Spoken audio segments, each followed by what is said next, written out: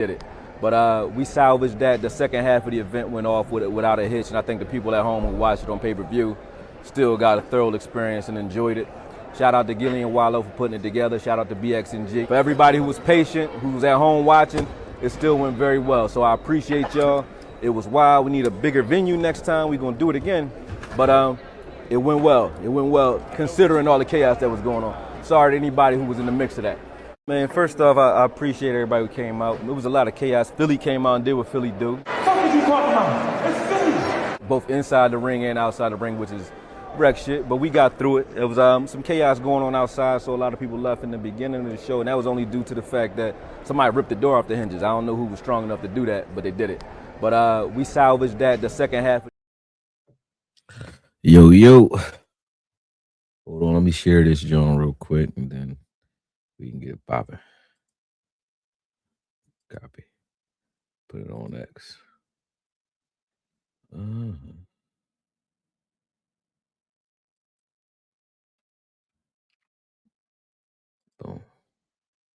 All right, we should be good. We should good, man. What's up, y'all? Well, I can't see the comments. What's going on? StreamYard, show me my comments. Comments. Boom. Where they at? Can't see them.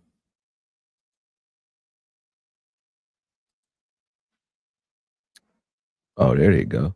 Y'all wasn't saying nothing. That's what it was. Yo, remarkable. It's 22 of y'all in here. I'll let y'all join up. It's a late night joint. I mean, this ain't got to be the longest joint, but it's a late night when y'all gonna like it. Let me make sure this is right while this joint moving. I'll fix that later.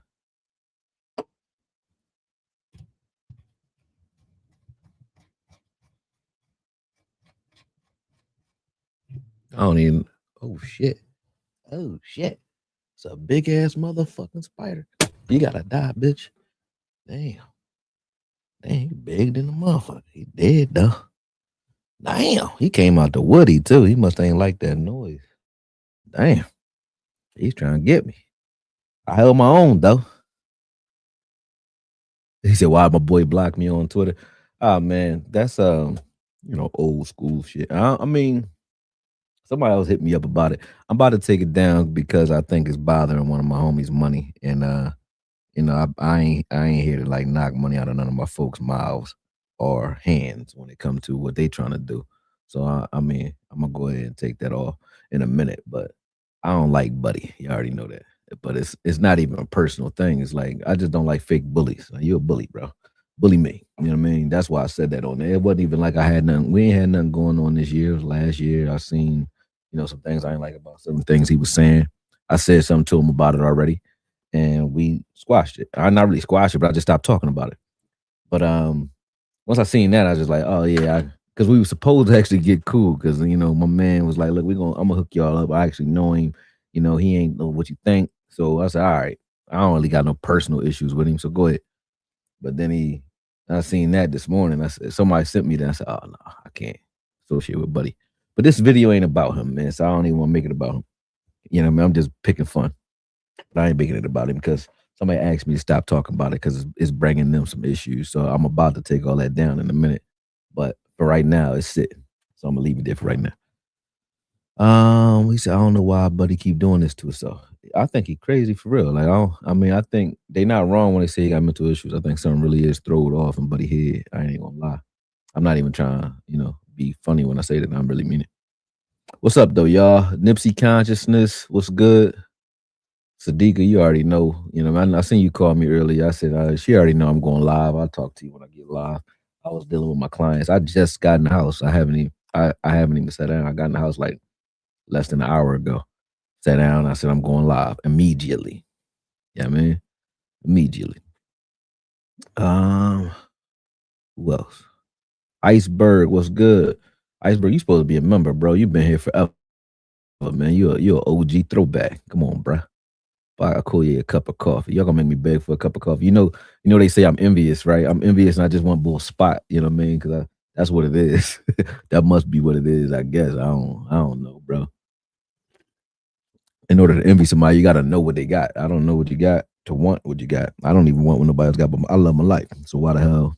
I mean, But I ain't here to address that, man. Y'all gonna keep asking me questions about it, and I'm gonna keep going. I don't want to do that. What's up, Nipsey?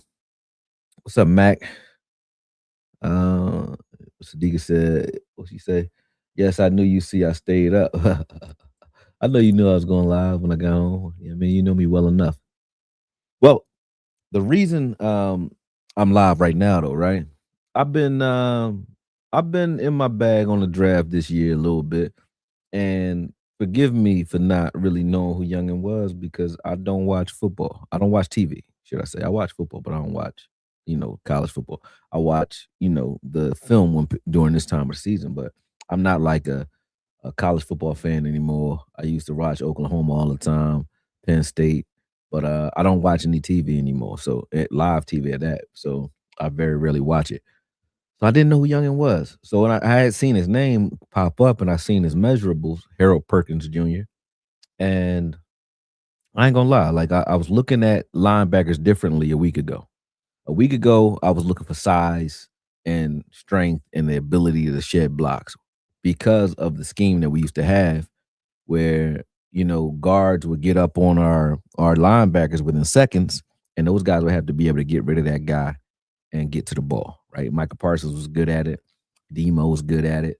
There's a couple guys that can shed blocks and move, but we had gotten in a lot of trouble with that, especially in the Jalen Smith and LVE days, dating all the way back to the Rams. They kind of exposed it, and then it's been a problem ever since, right? Whether it be inside runs because we had no one techs really until Zimmer got here and he said we need some ones, you know what I mean? Or outside runs because guys were playing hero ball trying to get sacks and running right past the ball carrier on their way. Ask D Law when we had that reverse loss to the Browns when Odell Beckham was on the team. I think I made like a bunch of videos about that. I was so pissed, right? So I was looking at linebackers that way. And at that time, I think the linebacker of choice for me, it might still be to a degree, was Jacob Rodriguez. That's still my favorite overall prototypical linebacker, right? But once we started looking at guys like Bullard, and we started looking at this scheme and trying to get an understanding for how, can y'all hear me okay too? I'm not really, I don't got my earpiece on, so I don't even know how I sound. Let me see, y'all can hear me cool? Yeah? All right, bet. I seem loud as hell though, damn. But when I was looking at guys like Bullard, I started seeing that guys like Blake Cashman was able to run free, untouched. Nobody's bothering him. And his issue, the issue that you see in those types of defenses, what Minnesota had problems with, what the Saints had problems with Bullard on the team was edge runs to the outside due to the fact that they didn't have, linebackers that were able to get to the edge. And I think you guys did a good job watching that with me for a long time yesterday, right? So we don't need to go all the way through that again, but you guys kind of understand what I mean when I say we need a linebacker that is fast and twitchy. So it changed the way I looked at linebackers in the draft, and I started looking at different types of guys. I said, all right, well, who are the twitchy guys that can run the space and that can hit? You know what I mean? And that, can tackle. Smart players, but not necessarily a guy that needs to shed blocks all that much because of the guys that you have in front of you, and then the depth that they're trying to put behind those guys. You can kind of see where they're going with it. Like they want guys that are earth movers, you know what I mean? Up front. And if you got that, you don't really need a guy like a Jacob Rodriguez who needs to be able to, sort of read and assess everything and all. I think Jacob Rodriguez, I don't want to keep using him as the example because I think he'll be good at any scheme, to be honest with you. But a guy like, I'll give you an example of somebody who I was high on because they could shed blocks, right? I liked CJ Allen because he's smart. He can shed blocks. He's a downhill guy. I liked Josiah Trotter because same thing. He's smart, downhill guy, not really a cover guy. But those guys, you can't block them, right? So I was looking at the guys you can't block. That's how I was looking at it. Now I'm looking at guys who can run the space, but and read correctly. Because when you look at CJ Allen, the reason he's down for me now on my list, he's further down on my list now because of the Cowboys scheme. I don't think the Cowboys will be pretty high on him because the linebackers that they will need would be athletic. They have to be able to affect the run and turn and get into the passing lanes pretty quick. And I don't think that CJ Allen's your guy when it comes to that, nor is Josiah Trotter. You know what I mean? So when I look at the way it kind of shapes out now, you can say Reese, you can say Styles. Those guys are definitely you still your top 5 guys, right? But there's a guy who I will say this, and you guys can disagree with me, but the film doesn't disagree with me. If you look at the 2023 film of Harold Perkins Jr. and you say, hey, this guy, this season, that season, I will put up against anybody. That season, if he played that way, if they used him the same way they did in 2023, if LSU used him that way in 2025, and I thought it was maybe because of his knee, because this was his first year back from the ACL that he tore in 2024. I said maybe they were being careful with him because of that knee. Maybe. But they used him like a defensive back. Like he was always in the slot. They didn't really blitz him enough, not even halfway enough. Even when you watch the Alabama game, I got some film for that for you.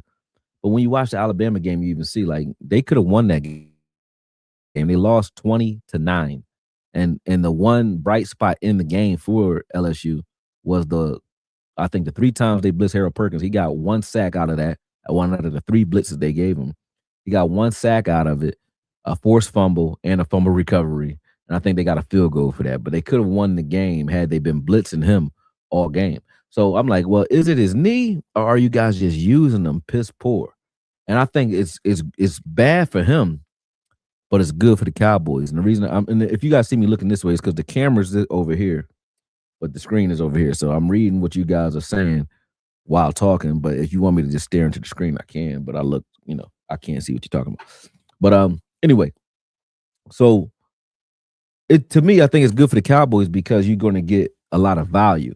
But had they used him the way he was used in 2023, I don't think you're talking about Arvell Reese or Sonny Styles as much, because the things that I like about Sonny Styles is his background as a defensive back or as a safety. His movement ability is crazy. His raw traits are crazy. I don't think he's the greatest linebacker yet, but he's good in his frame and his abilities make it so that you can mold him into whatever you need him to be. You want to teach him to shed, you can do that. He has the arms, the strength, and I don't think he has that much strength because he didn't bench press at the combine. I've really noticed that. And I haven't seen him have to shed blocks that often. But he does have long arms. You can teach him how to use them. You know what I mean? He's 6'4", 6'5", and runs like a deer. Who can't do something with that? You put him with BT, Jordan, and you say, okay, teach him how to pass rush. You could put him on the outside on 3rd downs, right? That's a Sonny Styles type of guy. When you look at Reese, same thing, very raw. When you watch him with BT Jordan, you can see he doesn't have the pass rush moves yet. He looks very mechanical because he was pass rushing off of his raw instincts, a lot like Micah Parsons in the beginning. He wasn't pass rushing from, a set of pass rush moves or setups or anything like that. He doesn't have a system. So those are 2 raw guys that are freak athletes, right? But when you watch a guy like Perkins, he's a better pass rusher than both those guys, for sure. In the first 2 seasons, he had 13 sacks each season. But it's not just the sacks. When you watch the 2022 and 2023 season, Harold Perkins Jr. was everywhere. They used him in the slot.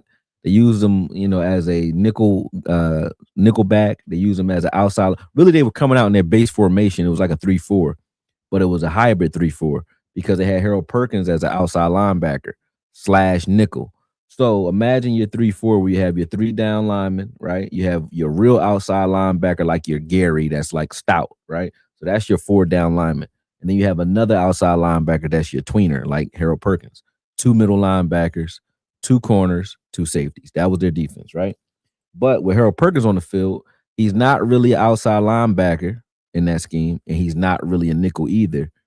He's just like an X factor. He kind of does what he wants from that side of the field. Depending on certain looks, he can blitz, he can do whatever he wants, right? So that was how they used him in 2023 for the most part.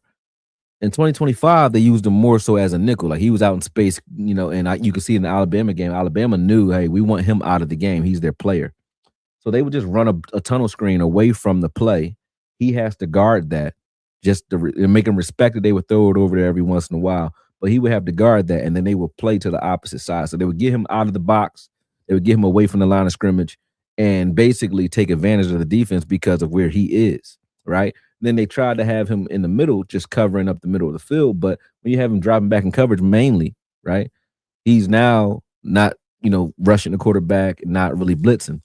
Then when they actually stopped that, they just said, all right, stand here in the middle of the field and spy.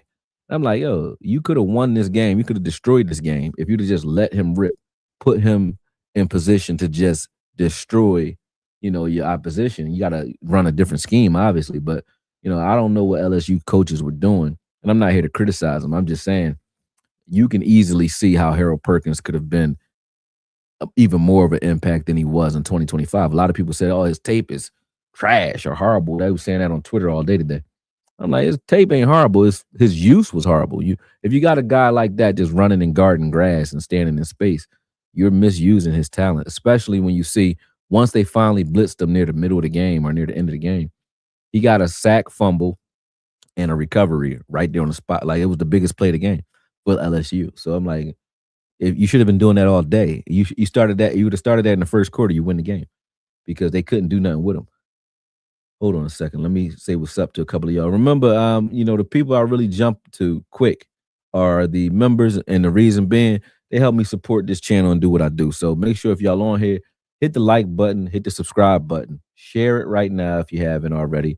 Make sure you guys are liking it so that YouTube looks at it like it's valuable content. Let me see what you guys are doing when it comes to the likes before I even start running my mouth, because y'all be trying to do me dirty sometimes. I gotta make sure y'all showing me some love. Let me see. Where we at?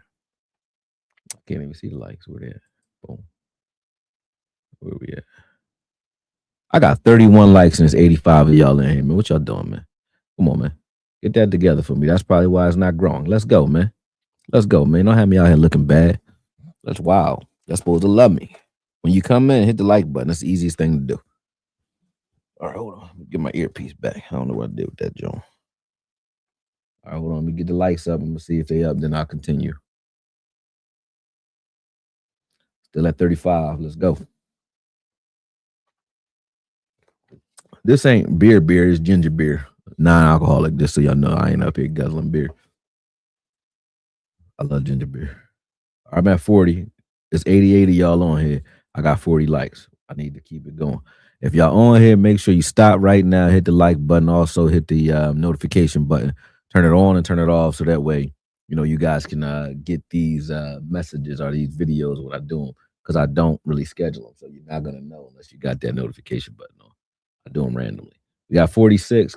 Y'all got to do better. Come on. It's 89 of y'all on here. 46 likes. Let's go.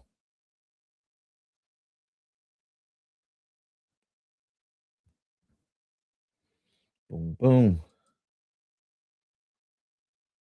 All right, 50. Let's go. That's more than half, but I need a little more, and we're going to keep it moving. I'm reading these now. Let me see where we at. All right, we at 51. More than half. I'm not going to argue, but yeah, make sure y'all hitting that like button, though. All right, that's how y'all help me out. Also, hit the membership button if you haven't already. I'll definitely collect the members. Like I said before, that's how I support this channel. And what I'm about to show y'all, I know LSU and Alabama definitely going to take this content and strike it, because I ain't supposed to show their games. But I'm doing it anyway because the draft coming up and I want to know who we get. All right. He said, what's up from South Texas? Cheers. He said, Steven Catboy say the same thing every year. Go Cowboys. Yeah, they do. They play with the media. I don't even really watch what they say all the time. When I do, I get into it. I try to reverse engineer it, but that's it. He said, Sonny Styles. What about Sonny Styles? Am I saying his name wrong? I said something wrong with his name? Because I be murdering names. I be forgetting what I'm saying sometimes. She said, become a member of the AK family. Shout out to my AKs, for sure. Nipsey, definitely an AK. He said, we have the perfect storm brewing up front. We need at least 2 inside linebackers. You're not wrong. Not only do we need inside linebackers, but we need guys that can float to the ball. And I'm about to show you in a second. Let's go. Oh, you said we might need to trade up to get Sonny. Somebody shout out to Cowboys Beat. He actually was talking to me about it. We was talking about trading the 2 first-round picks to get to pick 6 for the Browns, and then trading for their 39th pick as well. So get pick 6 and 39, and that would still, I don't think though, I think it's a good idea, but it's only a good idea if you see that Arvell Reese or Sonny Styles are there after the third pick. If one of those guys is there after the third or fourth pick, and you don't think that New York is going to take them at 5, right? Then you do it. If they're there after New York, you do it, right? So if one of those guys is there after New York picks at 5, then you probably do that and go get them. If they're not there, I don't think you do the trade because I don't think you need to jump up to top 6 to get. I wouldn't do it to get I wouldn't trade up to get Mansour Delane. You know what I mean? I wouldn't trade up to get Caleb Downs. Not that Caleb Downs and Mansour Delane aren't those guys. I just don't think the need is there that deep to jump that crazy. I think our safety room is okay. I think our cornerback room is okay. Now, could those guys make that room better? Of course, but they're not the game changers that those other two guys are at the top, right? I think if you went after that though, and you said, "Hey, we trade up and we did go grab, let's say, a Mansour Delane or who else would you trade up to 6 to get?" That's what I'm saying. A Mansour Delane, maybe Bain. I don't think you take Bain at 6 either. But if you did, and then in 39 you took a Harold Perkins, or at 92 you took Perkins, I wouldn't be so mad at it because of the skills that you're going to see on film. Like if Harold Perkins, just to set this up the right way so people understand, Harold Perkins was the best linebacker in college football, in my opinion, in 2022 and 2023. It wasn't even close. You know what I'm saying? He is nasty. I'm talking about in the backfield, in the middle of the field, all over the place, just making plays, right? Everywhere. Now he's been used because he tore his ACL in 2024. I think they started using him more off ball, meaning he was in coverage a lot more, right? Which he did well. He got 3 interceptions this year, almost had a pick 6 in one game, I think, against Clemson.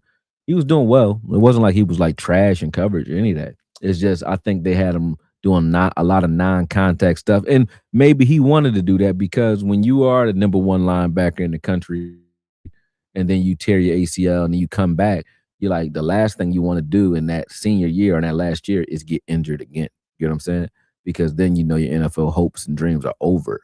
And I think maybe that's why they used him sparingly the way they did. They were kind of stalling him out. I understand. But they allowed him to put some tape together that still gives you an idea as to what you can do with him. Like he did a lot of nickel stuff. You know, he did a lot of middle linebacker spying type stuff.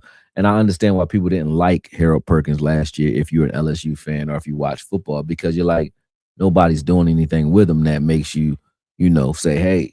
But as a scout or as a person who thinks like one, I can see all of the implications as to how you might want to use them. So that's how I looked at it, right? But you'll see when we get to the film. I'm still going though. Or get Hill based on what you're saying. Yeah, Hill too. Hill actually went up on my list because of his RAS score, because of his athleticism and so on. I think Hill Jr.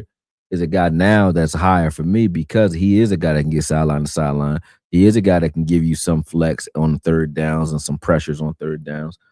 He is also a guy that you don't have to take out as far as coverage situations because he can cover too. So Hill Jr. is another guy that I'm higher on than I was. But my pet cat, like the guy that's like, if he can play the way he played in 2023, and I think he can because, like I said, he's a full year removed from that injury. He actually gave you a full year of tape after the injury and was playing well. Still got you 4 sacks, still got you 3 interceptions. So he still was balling, but and some forced fumbles too, but or a forced fumble thing. But if he can get back to 2023 form, if he's stepping on the field in 2026 for the Cowboys and is in that 2023 form, that is your guy. I wouldn't be talking, and I'm not bullshitting. If he never got hurt, I wouldn't be talking about I want Sonny Styles or Arvell Reese. I would be saying I want Harold Perkins Jr. If people are, oh, he's 6'1", or I think people telling me he undersized. I think somebody else told me that today. I said, hey, how tall is Ray Lewis? 6 foot. How tall was he and how heavy was he coming out of college? 6 foot, 225, undersized. The greatest linebacker, one arguably greatest middle linebacker ever played the game. And what did he need to be great? He needed earth movers in front of him. Haloti Nadas, the Saragooses, those guys in front of him to keep him clean so he can flow sideline to sideline. When you look at Levante David, he's 6'1", 233. He's not much bigger than Harold Perkins. Harold Perkins will be 230 by the time he steps on the field, but he's 225 now because, you know what I mean, he's a young boy. He's going to grow into it. But we wanted Jordan Brooks. How big is Jordan Brooks? He was an undersized linebacker. Jordan Brooks is 6 foot 240 now. He was probably 6 foot 235 coming out of college, 230. But he grew some. But same thing. Bobby Wagner, 6 foot 240. That's what these guys are. Bolton, Nick Bolton is 5'11. You know what I mean? Dean is like 5'11, 6 foot. These dudes ain't huge and they're great linebackers. So when people say undersized linebacker, you got to qualify that when you're talking about a 6'1", 230-pound man. Where's that? I mean, in today's NFL and even in yesterday's NFL, that is not an undersized linebacker, in my opinion. I mean, obviously, you do want your Brian Urlacher types, right? But we had that in LVU. He played like Ginger. You know what I mean? But when you have those bigger guys like Jack Campbell's and so on, they're good, but they're guys that have a certain they go with a certain scheme. Meaning Jack Campbell's a guy that is a people mover, meaning he can deal with a guard, play in, play out, and not have to worry about being kept clean as much, right? All linebackers want to be kept clean though, but he's not a sideline to sideline linebacker, right? But when you look at N'Kobe Dean, sideline to sideline guy, Ray Lewis, sideline to sideline guy, Levante Davis, sideline to sideline guy, Devin White, sideline to sideline guy. He's another 6 footer. You know what I mean? These guys are not tall. They're not big guys. So I'm not down on Harold Perkins because of his height. And I don't look at him as, linebacker different tier because he's not 6'4" like Arvell Reese or Sonny Styles. His today, right now, as a pass rusher, Harold Perkins is night and day different than those two. I mean, he has moves already. He knows how to set you up already with his feet and with his hands. He has pass rush moves. Those guys are pretty raw. Harold Perkins is much better at pass rushing than both those guys. Now, and then also his coverage responsibilities. The things that I like about Sonny is the fact that he can play some nickel flex. You don't have to take him off the field. He can cover a little bit. Harold Perkins is going to show you on film that he's doing those things. The things I like about Reese is he could play the middle on first and second down, help you versus the run. He's stout. He can set edges too if he's outside linebacker, but you also can use him on third downs as a pass rusher.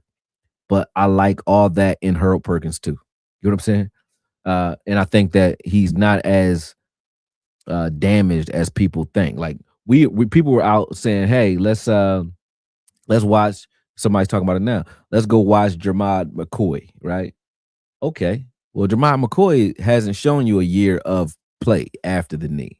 He's showing you on his pro day if he can even run, but not running hit, not running plant, not running cut, because he hasn't gotten there on the field after that knee. Harold Perkins has. So I don't understand how Jermod McCoy, because of his tape prior to being injured, is still considered top 10 to you guys because of what he did before he got injured. Harold Perkins, because he got injured, is considered a third rounder or damaged goods when he actually showed you that he can actually still play after the injury. Just because his coach used him crazy don't mean he's trash, but he showed you that he can get on the field and actually ball. And if you're going off of what he did the year before he got hurt, just like you're going off that with Jermod McCoy, right? That's all you can do, right? Then Harold Perkins is a fucking beast. He's a beast. I don't care how his coaches used him in 2025. He's a beast if you use him correctly. Hold on. He said, I think we'll trade up for Sonny. I would. If we messed around and got, if Sonny was there in the top 10 and Harold Perkins is still there at pick 92, you take Perkins too. That's your two linebackers that you pick up. If Sonny's there at 6, go ahead and get him. And if Perkins is there at 92 or at 39, go get him. I would take both those guys. Okoye, do you think the Cowboys will go P rookies at linebacker? I think he means 2 rookies. Or do you think they add a veteran via trade or free agency? I think they still looking for a veteran. They probably will go ahead and grab one. But I wouldn't mind having rookies with that front that we have, because you really just need athletes and they can learn, to play the game at a high clip, I think, with the leadership that they have in the room. Not in the linebacker room, but just in the defensive side of the ball. They got a lot of veterans up front, like Bullards, not a young boy, Ogbo, Casey, and Quentin Williams, and Gary. Those guys are veterans. I mean, and they can go lead a group and teach people how to get up to speed. Shout out to my man Dayton Jones, too. We're going to be doing some film work. He actually played for Dom Capers, which is this same scheme. So he's about to show me some of the things, some of the nuances that are required in this defense. And that's kind of part of the reason why I started changing the type of linebackers I'm looking for too. So shout out to Dayton Jones. He was a first round pick that played that does everything we saying we want Arvo Reese and them to do. He was Arvo Reese and Styles before Arvo Reese and Styles were Arvo Reese and Styles. Like he's a 300-pound, 6'5" outside linebacker, 4-eye, nose tackle. I seen him play everything. Like Dayton Jones was the guy. Him and Julius Peppers were beasts in this scheme. So yeah, he gave me a lot of insight when it comes to that. So shout out to him. We'll be doing something soon. We're gonna do some film work together, and he'll be showing me some shit. Perkins, a Swiss Army knife. He a faster James Houston with more skill set. I can't argue with that, Flame. I think if you say that he's a guy that's going to come in and wreak havoc, the things that you like about Kyle Lewis, right? Kyle Lewis's coverage ability and his nickel flexibility. Well, you like that about Perkins too. See what I'm saying? He's not the cover guy that Kyle Lewis is, but he's fast enough to be like one of those guys that you use in your nickel packages. If you say, hey, I like what Caleb Downs can do, you can move him a little bit everywhere and you can play him as a big nickel. So if you're looking for a big nickel flex, whether it's coming from linebacker hybrid or safety hybrid, you have that in Harold Perkins. So he checks that box. If you're looking for linebacker ability, he checks that box. If you're looking for pass rusher ability, that's where right now coming into the league today, he can stretch flat out pass rush. I know he can do that. He checks that box right now. Right now. All right, let me check my likes and then we're going to get into it. Let me see one more time. You know how y'all be doing. Y'all be chilling too much for me. All right, we at 76 and 170 y'all in here. That's a good pace. Let's go. And it's late too. You know what I mean? It's 11:30 on the East Coast, and I've been working Twitter fingers and working in my building all day. You know what I mean? I've been going in. Shout out to the boy AOC. Make sure y'all understand because I'm envious, like he said, right? So make sure y'all go out and follow Attack on Cowboys. I'm not here to hate on Attack on Cowboys or making sure that y'all don't follow him. I just don't like the dude. It ain't got nothing to do with envy. I don't even know what he got to want anything he got. So it's not envy. And I know y'all not here for that. And this is not one of those kind of beefs. I'm not trying to put hands on him or none of that. It's just I didn't like the sucker shit that he did. So I said something. And then it became a shitstorm. But like I said earlier, for those who weren't here, I'm going to take it down because a friend of mine who is associated with him in a way wants me to. So I'm going to do it because I'm not here to hurt him either. You know what I mean? I'm not here to, cast any aspersions on people that I bang with. I don't bang with AOC and I never will. But I understand. I'm going to take it down for my homie. Later. I'm going to let it sit for right now, though. Making sweat. I don't think McCoy lasts in the 20. I don't want McCoy even at 20. I don't want McCoy at all. I don't want it. I want a guy that's going to give us something this year. I don't think McCoy is ready this year to be himself. We did this last year with Revel. Let Revel grow into what he's supposed to be. Let's see what we got for the last damaged goods, before we start doing that. You know what I mean? I do like this idea, though. Sonny with Overshawn is crazy. That's good. Let me get to my listen. If y'all want me to give you preferential treatment, definitely become a member because those are people who I'm reading first. Teams might be scared to draft him in the top 19 because he's coming back from injury. Are you talking about McCoy? I would agree. I think the same. I want him to do well, but not too well. That team start to put him on the top of their board. I feel you. And you talking about McCoy? Man, let McCoy do whatever he wants to do. I don't want McCoy, brother. I don't want him. Not right now. I don't. I just look at it like we done the damaged goods thing. I especially with a high pick. If we're going to use our first round picks, I don't want to use it on no question marks. None. It got to be somebody that I know you can build them into something with the right coaching. That's what I want. Somebody that has a high floor. Like Mansour Delane, you going to go get that? Cool. Because he coming in doing something. Bane, cool. Mesidor, cool. You know what I mean? They coming in and contributing today. And even if they're not the guy in the room yet, they still a good addition. That's what we need. I don't want a guy that I hope that he don't fall apart while we trying to get it together. No. I don't want that. We're about to make people mad draft day unless you listening to the coaches and smartly not trying to make your own squad. This staff don't look like they want to duplicate a system. Yeah. You're right. I don't go off of you saw how like I told you who's my favorite linebacker is Jacob Rodriguez. That's my favorite linebacker in the draft. I just told you he's down on my list, not because he's worse somehow. He still is who he was. Smartest linebacker in the draft, I think. One of the guys that plays fast because he knows what's going on. He's like a Luke Kuechly, in my opinion, and that's saying a lot. I still think that if he's there in the third round, and you already address some of the things you need, you still grab him, and I still would love him in this scheme. I just look at it like watching the film, and this is what changed it for me was the film. Watching the film of Minnesota, watching the film of the Saints, watching some of the film from the Chargers while looking at some of these linemen that are coming from those places, watching Green Bay's film who runs 3-4. All these teams run 3-4. And I'm like, well, what's making it tick and what's not? Well, we saw how Green Bay struggled because they didn't have any A-gap pressure because we took it when Kenny Clark. They struggled when it came to getting the – there was a good defense. But when I say they struggled, I mean they weren't getting the pressure in the A-gap that they should have been getting. They could have been even more dominant had they had that. And that's just one guy. We have a bunch of guys that can collapse the A-gap. When you look at Ogbo and watch what they were doing over there with the Chargers, same thing. The deficiency that they had, though, at all those teams, where linebackers weren't able to get to the edges when they ran outside. You had Derwin James doing some certain things, like missing certain plays on in the film that we watched, not every game. But, we had certain things happening where the only plays I saw that would break big were, either counter trades where we would start front side and they would start front side, then counter to the backside and hope that they can seal that edge on the backside or cut their legs out. And now they got a lane and they'll get a big play that way. Or they would just run a reverse or run something outside and they would get it that way. So what I said was, okay, between the tackles, you're not running between the tackles whether the linebackers are good or not. Why? Because those guys in the middle, you're not running at Casey, you're not running at Quinn, you're not running at Ogbo, you're not running at Bullard, you're not running at Gary, you're not running at Ezzy consistently, you're not running at Morris Leofile consistently. So it's like when you're running right at the line of scrimmage and those guys are 1-on-1 5 across the board, they're winning. They're winning that. And then the linebackers just need to clean that up. So you don't need the great linebackers that are between the tackles type downhill guys for that.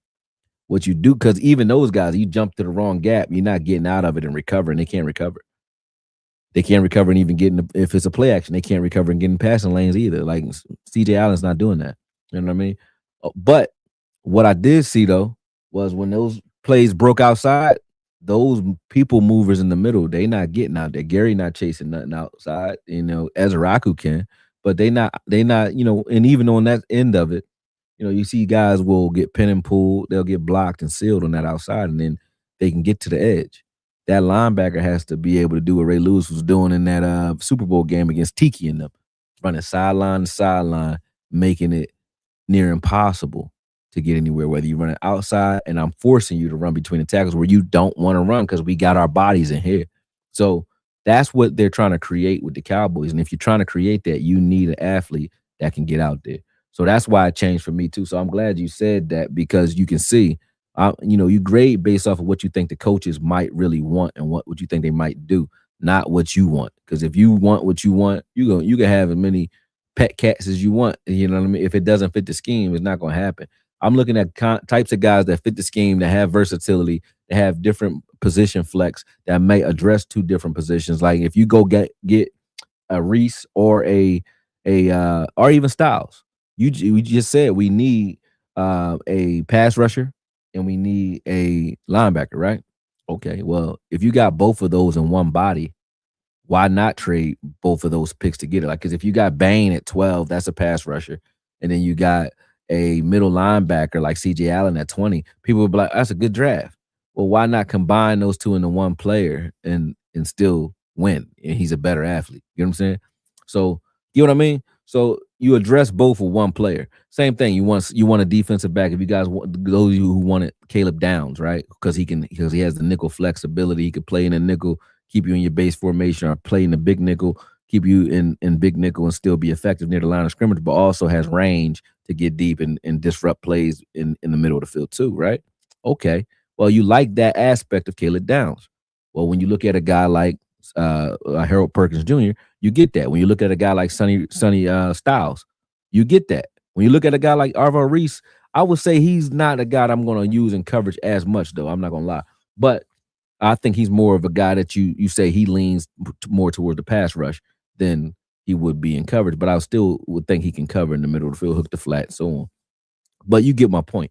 So I think they're looking for guys that give that type of flex, depending. When you look at a guy like Kyle Lewis, his time as a linebacker gives him some linebacker-esque skill and flex, whether you're using them at will or not. You might see Demo get pushed over to the mic. Maybe, if he could put on probably like 10 pounds, I think, and be healthy, I think Demo could definitely do it.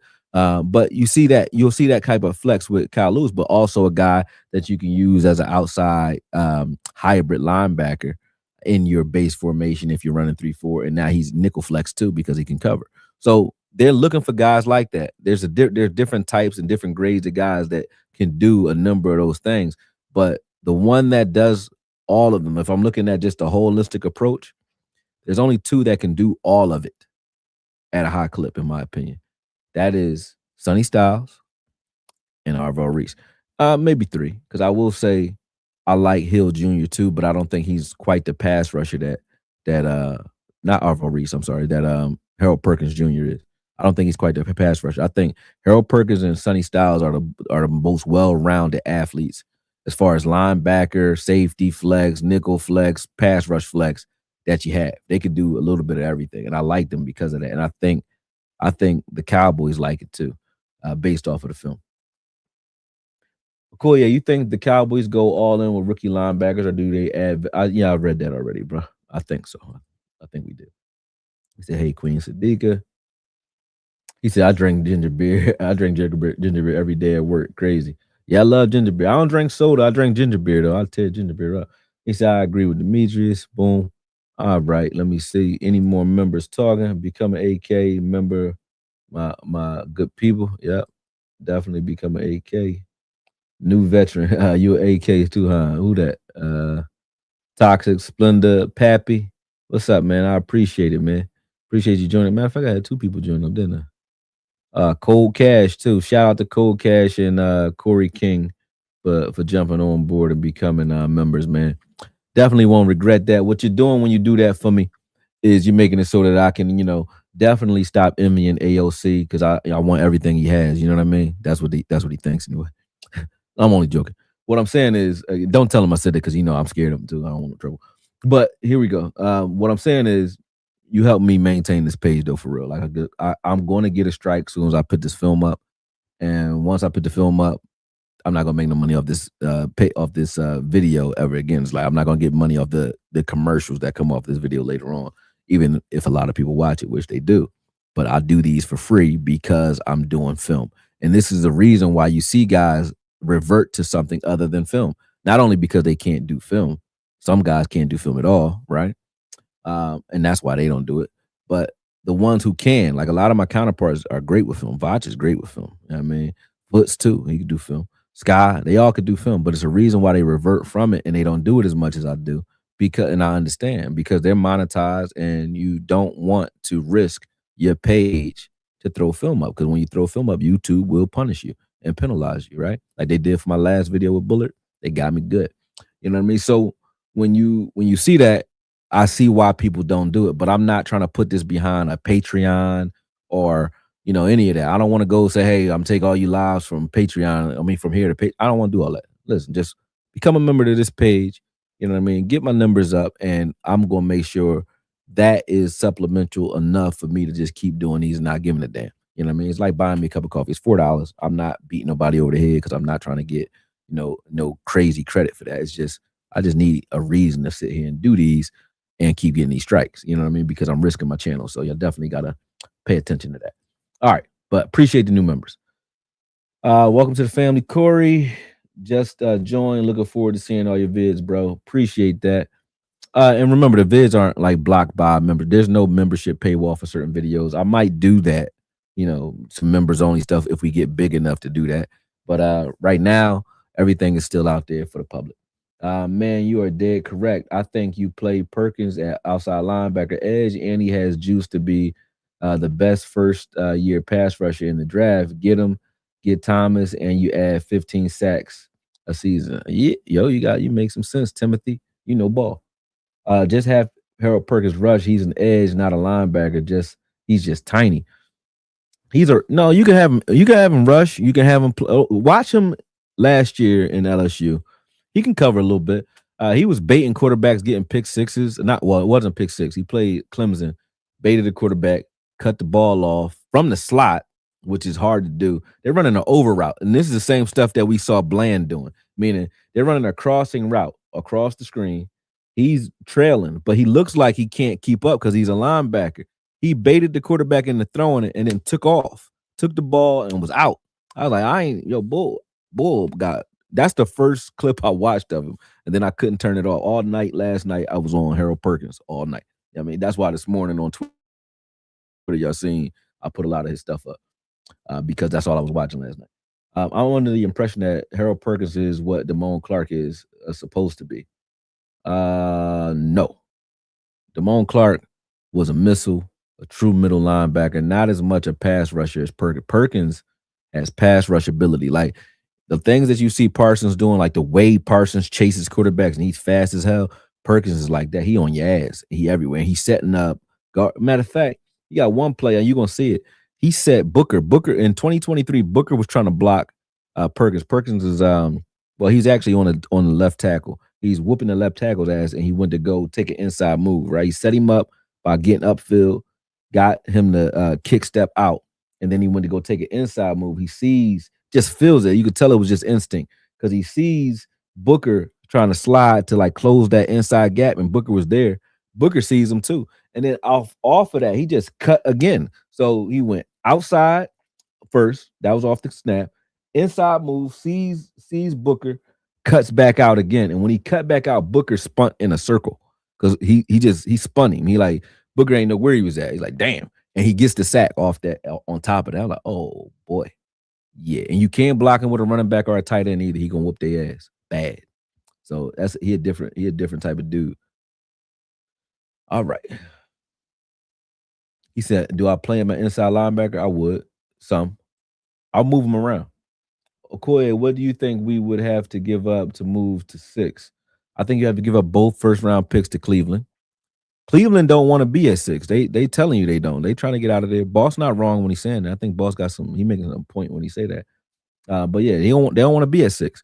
So if they don't want to pick at 6, you give them the 12th and the 20th. They give you 6 and 39. You should be happy. You get 6, you get one of those guys, Arvo Reese or Styles or Delane or maybe Bain. I think those are the 4 guys that are top 10 that I'm like, you should get those guys. You know what I mean? Outside of that, nah. I think those are the 4 that I'm like, you got to get these guys. If you trade up, it's for one of those 4. That's it. And then at 39, you still pretty much 39 is still like a first round pick. You're getting some of the leftovers from guys that might have got pushed out of the first round due to position need from somewhere else, like somebody wanted a tackle that they needed or something like that, and you just got pushed out, out of that first round class, but you're still a first round talent. Sort of like Sam Williams was. Sam Williams was right at the end, beginning of the second round, I think. But we also got Taco around there too, right? 32, 33, somewhere in there. So you never know. But I'm just saying, Sam Williams was there, and I thought he was a first round talent too. I just thought the injury concern was an issue for him. But same thing Sam Williams did for me is the same thing Harold Perkins is doing now. And Sam Williams had got back on the field after the ACL injury he had and gave you a great season his last year. He had 11.5 sacks in a 3-man line. I said, oh, man, you could do that. You can play. I think Sam Williams is also going to be one of those guys who's going to give you some pressure this year due to the fact that I think after that last year, that tentative year last year where you're trying to play back into, you got the PTSD, you're trying to trust yourself again, Sam Williams is going to be something. You know what I mean? All right. I'm almost an hour in. Like I told you, this is why I tell you guys to become members because of the chats as well, because I do love it. The conversations y'all be having, y'all be making me think about things I'm not thinking about, giving me players I'm not talking about, and giving me breakdown opportunities and ideas. I do appreciate that, but it takes so long to get through them that it takes me a long time to get to my content. Rest in peace, Kevin Samuels. I understand why he used to talk for an hour before he started interviewing people, because it takes a while to get through these, man. So I do appreciate that. Hold on. He said, who would you get at a middle linebacker or a free agent? Because Brooks from what I'm hearing, is not a green dot guy. He's a sideline aside. He is sideline to sideline. You don't really need your green dot genius, and that's what I'm trying to tell you. Bond, for all the green dot guy stuff we talk about, Zach Bond was an outside linebacker, defensive end, edge guy. He was not a middle linebacker. Now he's an all-pro. Why? Because he's athletic. That's what Parker wants. He wants another guy that he can use as that type of guy. He's athletic as hell. When Sanders got off on them, we would have won the game. Sanders running for 53 yards. Who chased him down? Zach Bond, your sideline to sideline linebacker. And guess who they got next to him?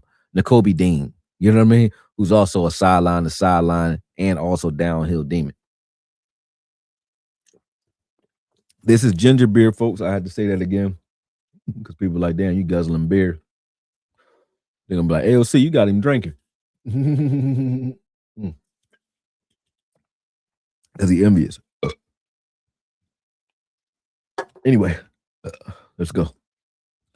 All right, so we're going to put some film up real quick. I'm going to share the screen, and then we're going to get into it. And then I'll get back to all of my members who are talking right now. I'll get back to all of your comments, and I'll give you guys preferential treatment as well once I get back in here, because there's a lot of y'all making comments, and I just want to get y'all to why I'm saying what I'm saying about Harold Perkins, and then I'll get back to this. All right. Okay. Let's do it.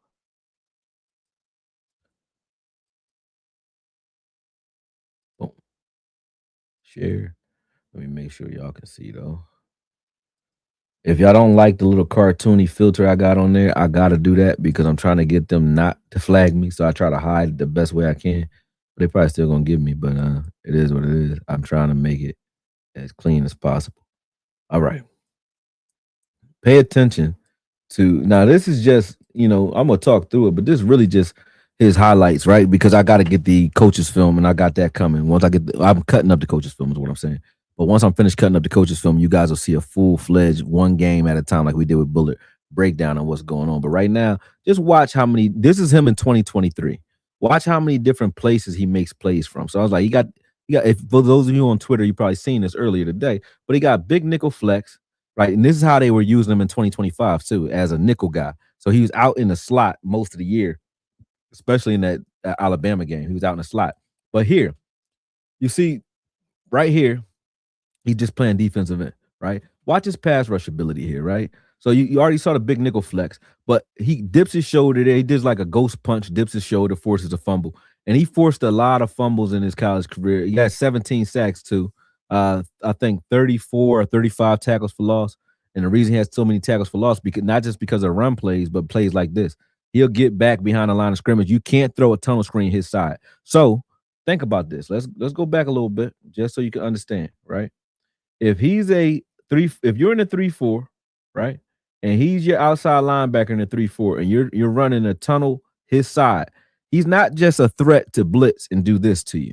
He's also a threat to impede against whatever you're doing screen pass wise, because he can shed blocks because of his ability to pass rush and his time as linebacker. He can you're not blocking him with even a tight end out there. That's a tight end trying to block him. You're not blocking him with a tight end. He makes you change your personnel out there because you're not going to block him with a receiver either, for damn sure. And you're not running away from him when he wants to get you. Like Harold Perkins is a missile. He coming to get you out there on them edges, right? So you can see where he's lined up. This is where you have your typical nickelback lined up, right? But look at what the 3 down linemen are doing. So these are 3 down linemen right there in front of you, right? So these guys right there. And then you see your outside linebacker here. You got 2 linebackers in the middle of the field, and then you see Perkins out here over the tight end, right? So he's like your outside linebacker / nickel. Now watch what he does. He's going to, right when the play starts, he's going to slide from that man coverage look that he's giving you right now, and now he's going to slide into the slot and blitz. Now he had the running back, if this is a running play, he had the running back dead to rights. He covers both. So look, boom. He on the running back right now. He reads that. Running back ain't got the ball, dog. Left him alone. Chased him. Look how fast he closed on that. Like, and this is not these are athletic quarterbacks. This ain't no slow Peyton Manning. You know what I'm saying? He on his ass. Before he even get a chance, he running full speed. So he just got rid of that John. Man. You're not gonna get away from him, and you don't got time to think. He on you. And that's before the knee injury He probably was a 4.2 then as a linebacker because he a 4.3 guy now.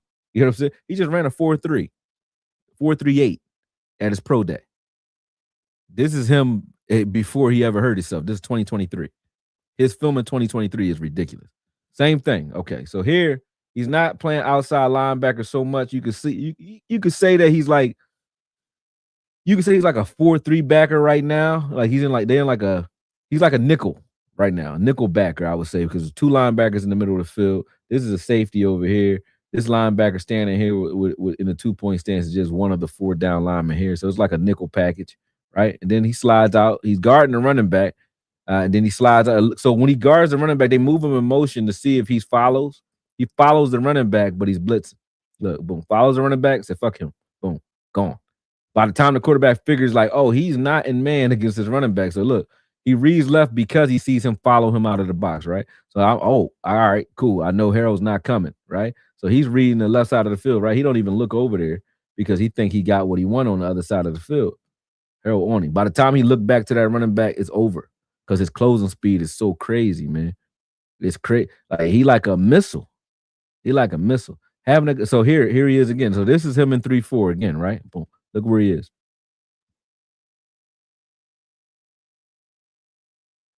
Same thing.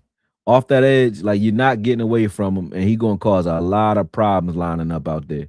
If he lines up out there, he's a whole problem. He's 6'1", but people who say, oh, he only 6'1" and 230, 225, whatever, and that was him playing safety right there. Look how deep he was coming from on this one. But those who say that, it's like, look, man, you telling me 3 inches is the difference between him being great or not? I don't care about that. It's like, how well does he play? He plays safety for you. He plays linebacker for you. He plays outside linebacker for you. He plays nickel for you. Like you gotta respect this guy. This is him at defensive end. So like I said, he plays outside linebacker, inside linebacker, nickel back, and safety. He can play it all. And he has played it. And when I say he can play it all, it's not like with Jabril Cox where I'm hoping that he can because he can cover real good. And I say this can translate. We got to find a position for him. No. He's doing it on the film where you watch him doing it. You can't break contain. You can't get outside against this kid just like you can against Mike. If Micah chasing you, he probably going to catch you. And it's the same thing. Harold Perkins Jr. chasing you, he got you. Now they spy with him, right? And I said this here. I said if he was 6'4", like just think about this, right? Remember A Time to Kill? And it was like they was talking about they were trying to get Samuel L. Jackson off. Let me actually blow this up. They were trying to get him off on as far as trial was concerned, and it was like, now I want you to imagine that she's white, right? He's talking about his daughter, right? I want you to watch this film, and I want you to imagine that he's 6'4", running like this, moving like that, or 6'3". Just imagine he was 6'3". What would you be saying about this guy if he was 6'3"? So don't tell me 3 inches or 2.5 inches because he's 6'1.5" or some shit like that. So 2.5 inches makes him average. No. I don't think so, brother. I don't think so. Look, he could spy. You can't get away from him. This is how he was used in 2025, but this is 2024 once again. But they would spy with him, so he would get a lot of sacks off of this too. He had 13 sacks both years. His his freshman year and his sophomore year. If he would have came out in his sophomore year, he's a top 10 pick. If he'd have had the same stats last year that he had in his sophomore year, he's a top 10 pick. Now look here, he's outside linebacker again. You guys can see how much trouble he causes when he's out there because you don't know what reads to make when he's out there. Like, is he coming or is he going? And they would have him cover. I don't know if the LSU Tigers changed their defensive coordinator from 2023 to 2025. You guys can tell me. I think they did. Maybe even the head coach too. I don't know because they used him totally different than that. They weren't doing this with him, especially in that Alabama game. I'm like, yo, y'all would have won the Alabama game if you were just making him come after guys all game. He is a problem. And his low center of gravity, everybody talks about bend. He ain't got to bend because he already down that motherfucker. He down there anyway. He ain't got to bend nowhere. Look at this. Big guys, you come up in your stance, you get too tall, he under you already. Boom, look, boom. Ghost punch. Look how fast that ghost punch was. Ghost punch, dip. And he do that seamlessly, no problem. Beautiful. Beautiful. I love Harold Perkins. Not gonna lie. My new pet cat. He one guy I'm looking. I like Kyle Lewis too, but he's one of my sleepers. This is the play right here. Okay, so actually, I was wrong, actually, and I will admit when I'm wrong. Booker got spun by somebody else. So Booker right here is the left guard. See Booker here? Harold Perkins is ISO'd on 74. Okay, he sees this guy on his twist. And why does he spin right here? Oh, Bull cooked him with an inside move. All right, I thought that was Perkins that did that to him. I'm sorry, folks. Perkins just beat 74 with that move. But I thought Booker was trying to block Perkins here. So I thought Booker was trying to help Perkins here when I watched this the first time. And I was watching it on I was watching it fast. I didn't watch this clip. I watched the next clip. And I thought Booker, when I seen Booker spin, I didn't see him spin there. But that was 13 that spun him, not Perkins. But right here, you're going to see the spin.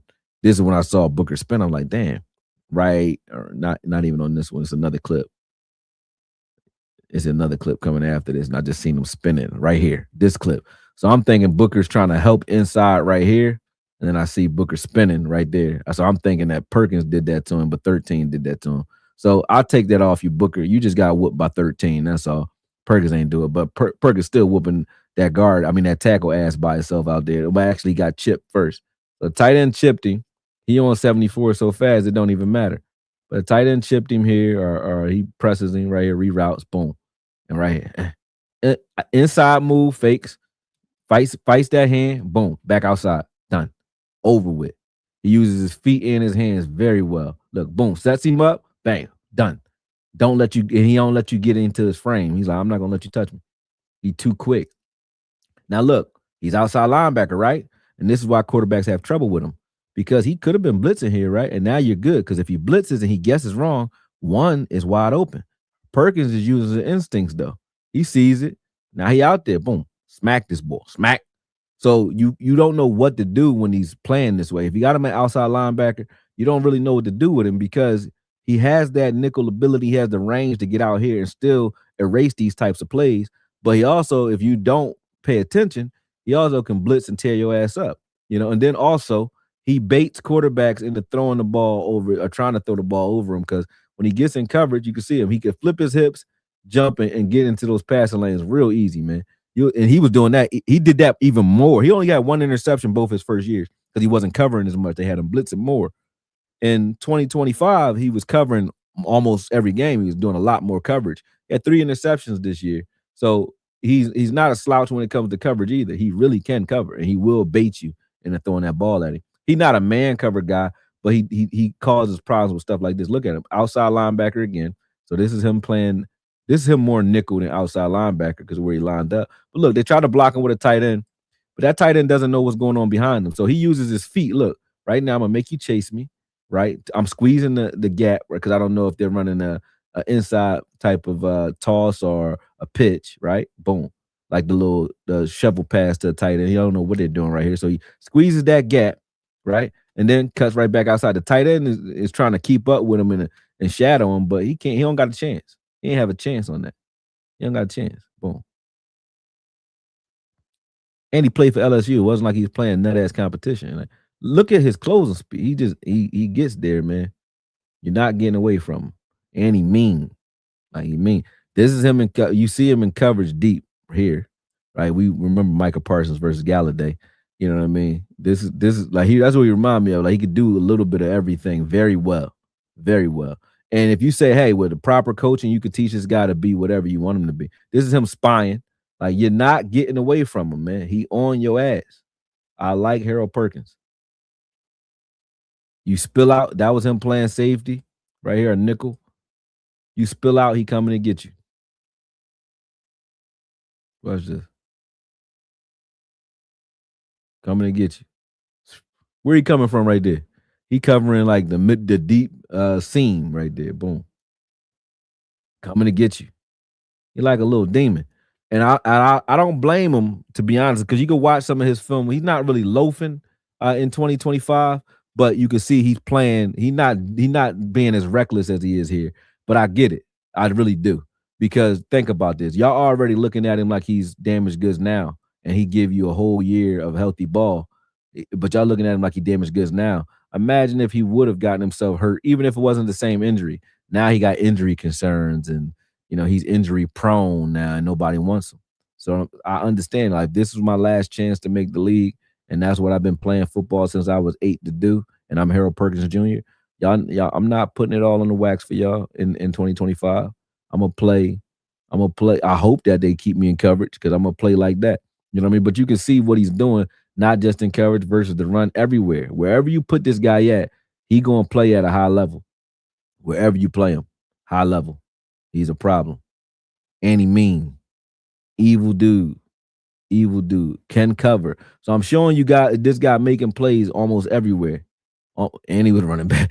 Almost everywhere was making plays, man. So had he not got injured, we're not talking. First off, he wouldn't even be here because he'd have probably came out last year.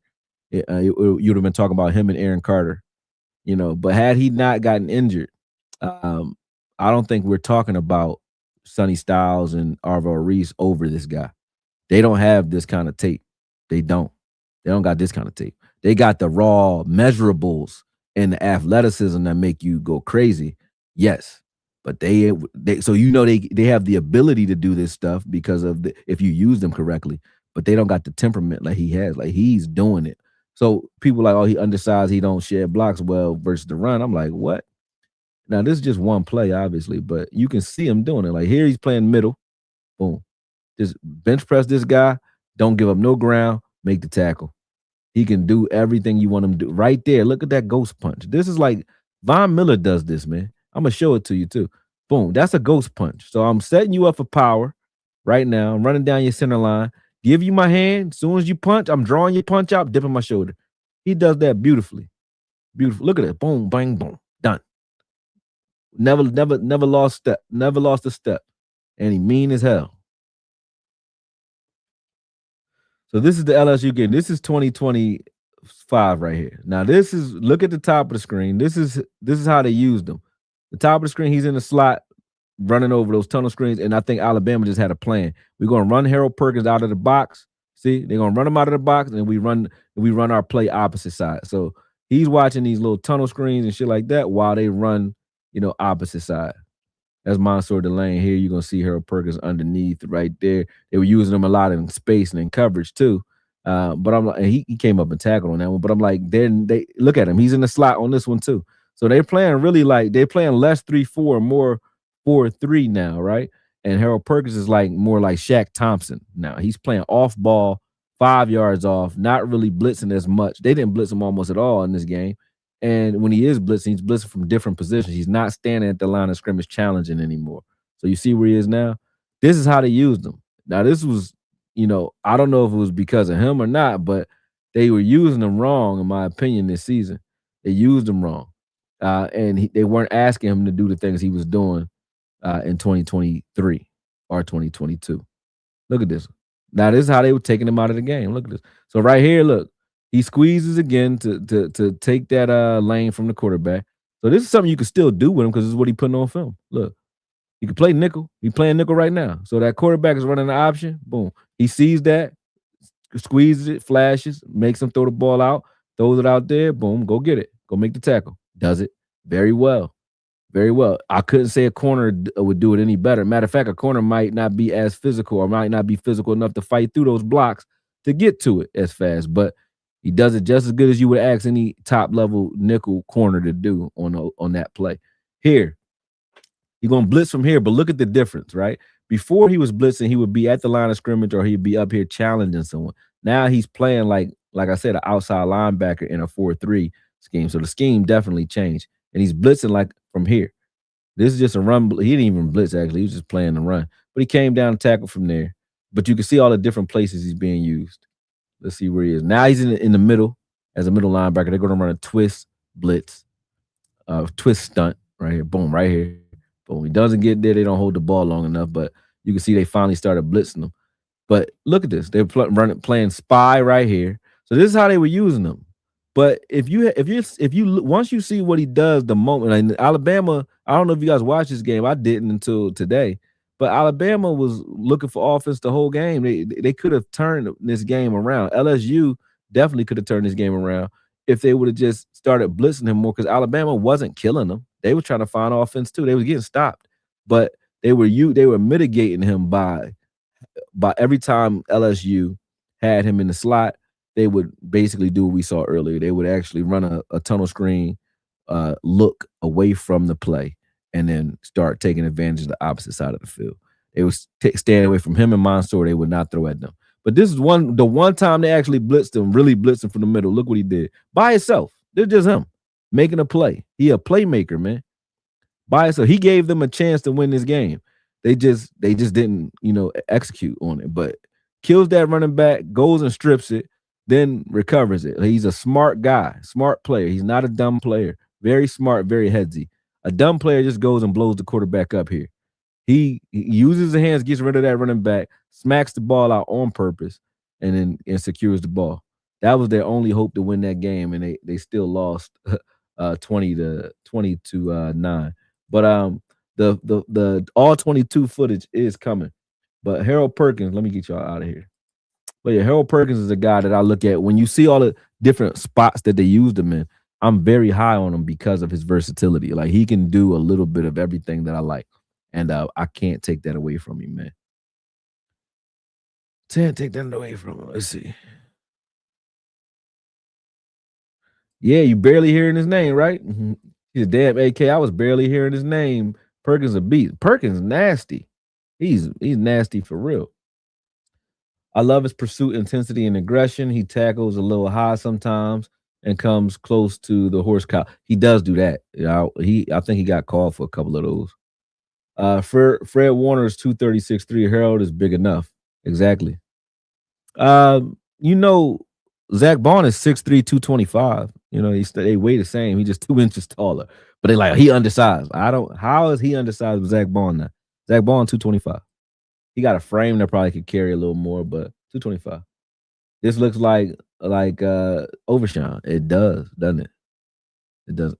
And we do got a guy like that in Overshawn, but I think he's a better pass rusher than Overshawn. But yeah. He said fan base growing fast, OG. It definitely is, man. Definitely is. Toxic Splendor Poppy. Yeah, man. He said, what's good, Koye Tacky? I'm good. Quiet Bear. My dog. I'm about to be a dog daddy too. Oh, come on, man. Hold on. Let me make sure they straight. I'm telling them to shut up because I had to bring them in. I'm about to say my one of my dogs is pregnant. My Kango, she pregnant, so I got to bring her in. I can't leave her outside right now. Hold on. Let me tell them to shut up.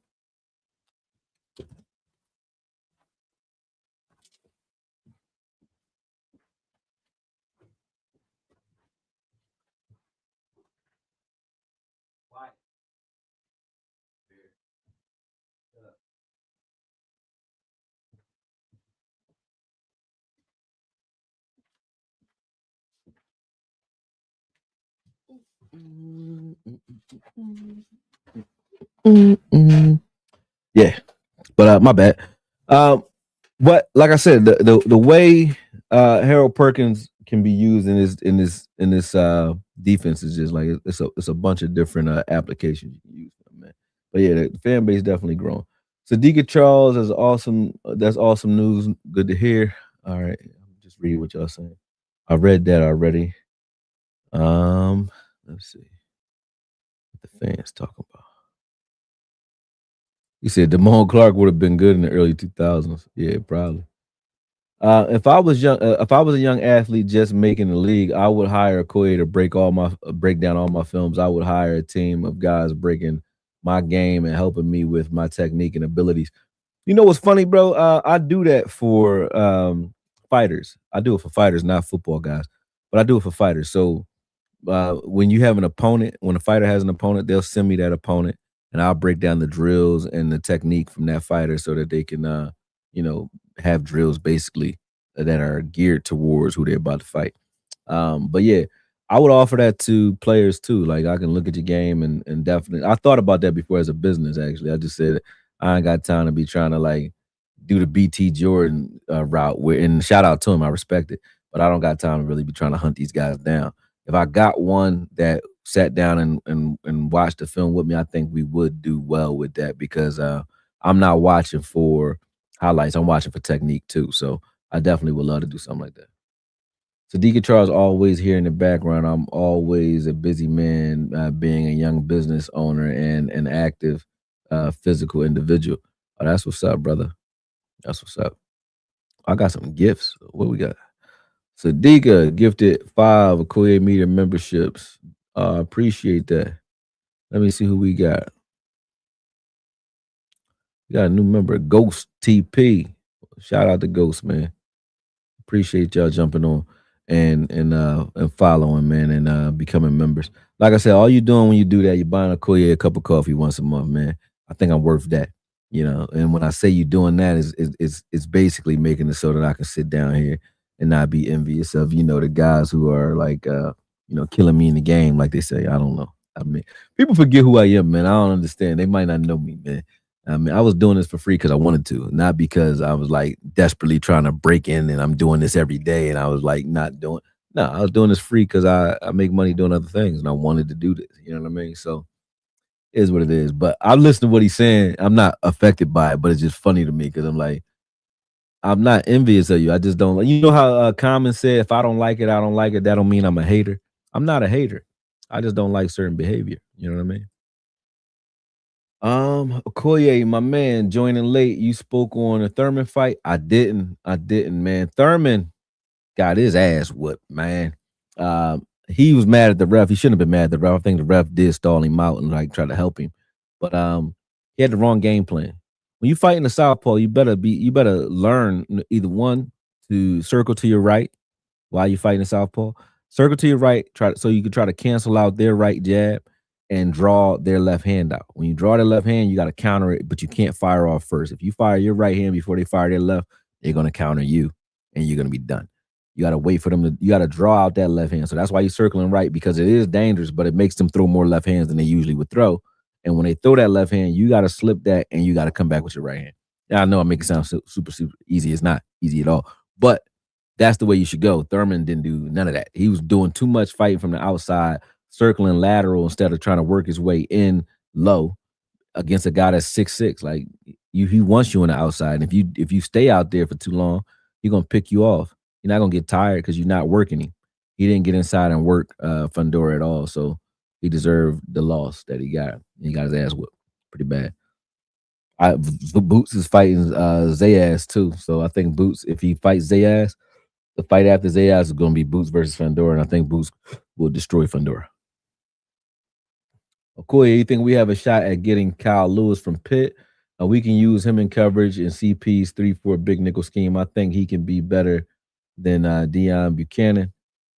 I think we got a shot at getting him, yeah, for sure. It depends on how we go. Like, let's say we trade up and we grab one of those guys. Like, if you grabbed, think about it. Like, I'm not mad if we don't get Perkins, but I want Perkins, right? But if we got Kyle Lewis, I would be probably just as happy. I think both those guys I love a lot.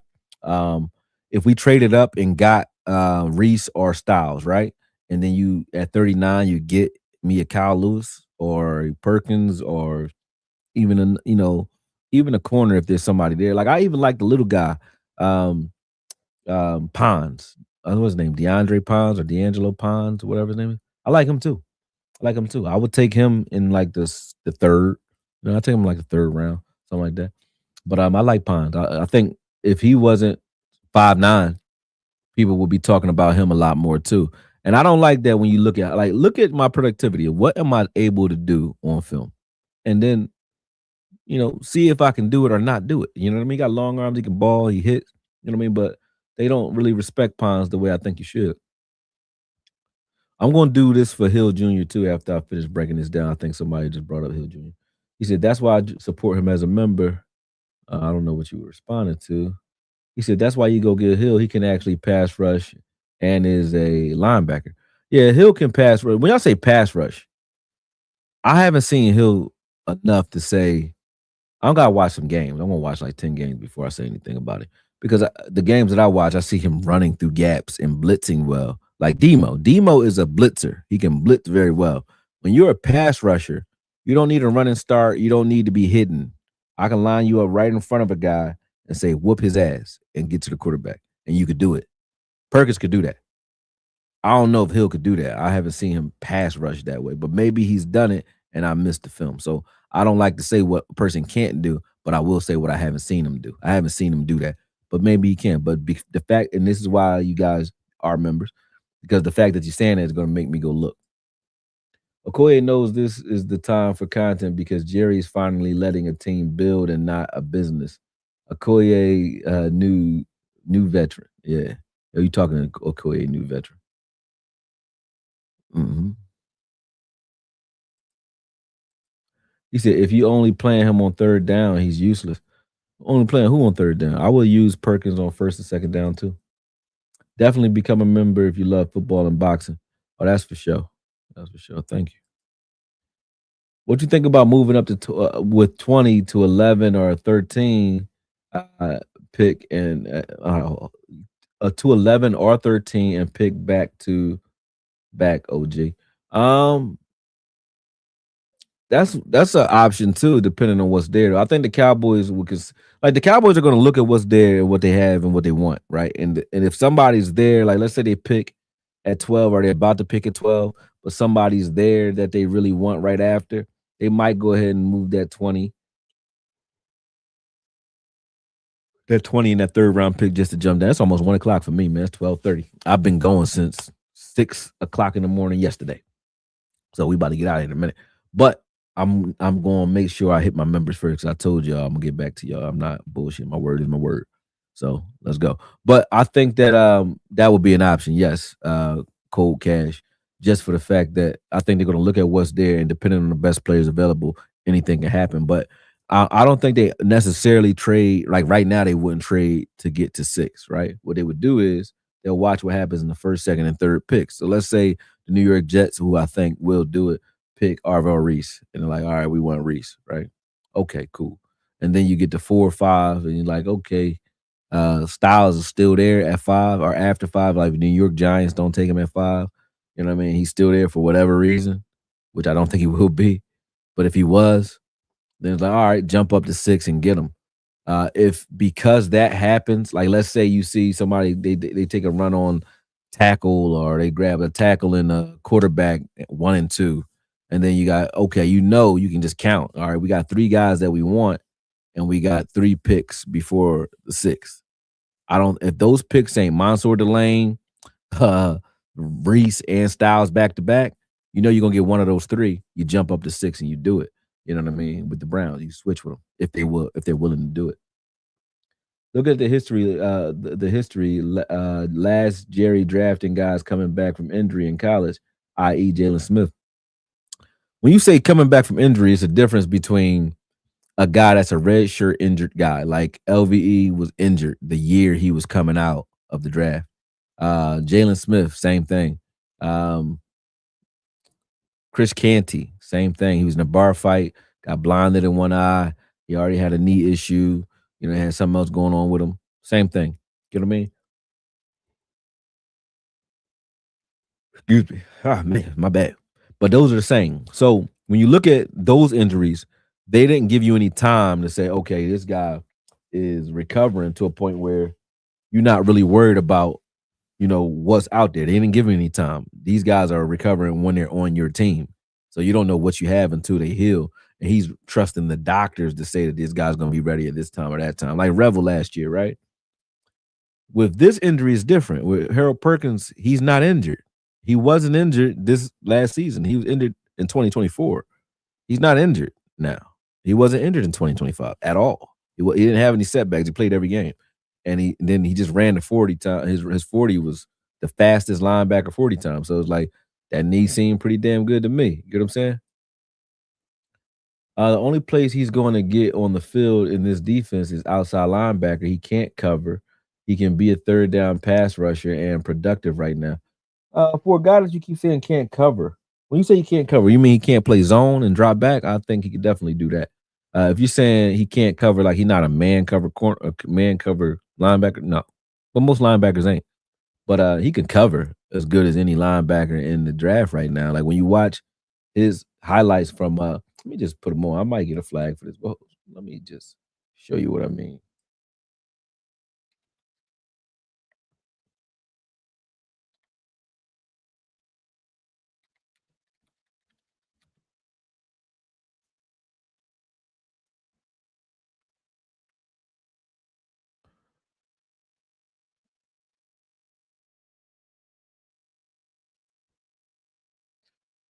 All right. Shout out to Under the Radar Prospects. This is his channel. I'm gonna put it up here real quick. Let me see if I got. Yeah, here we go.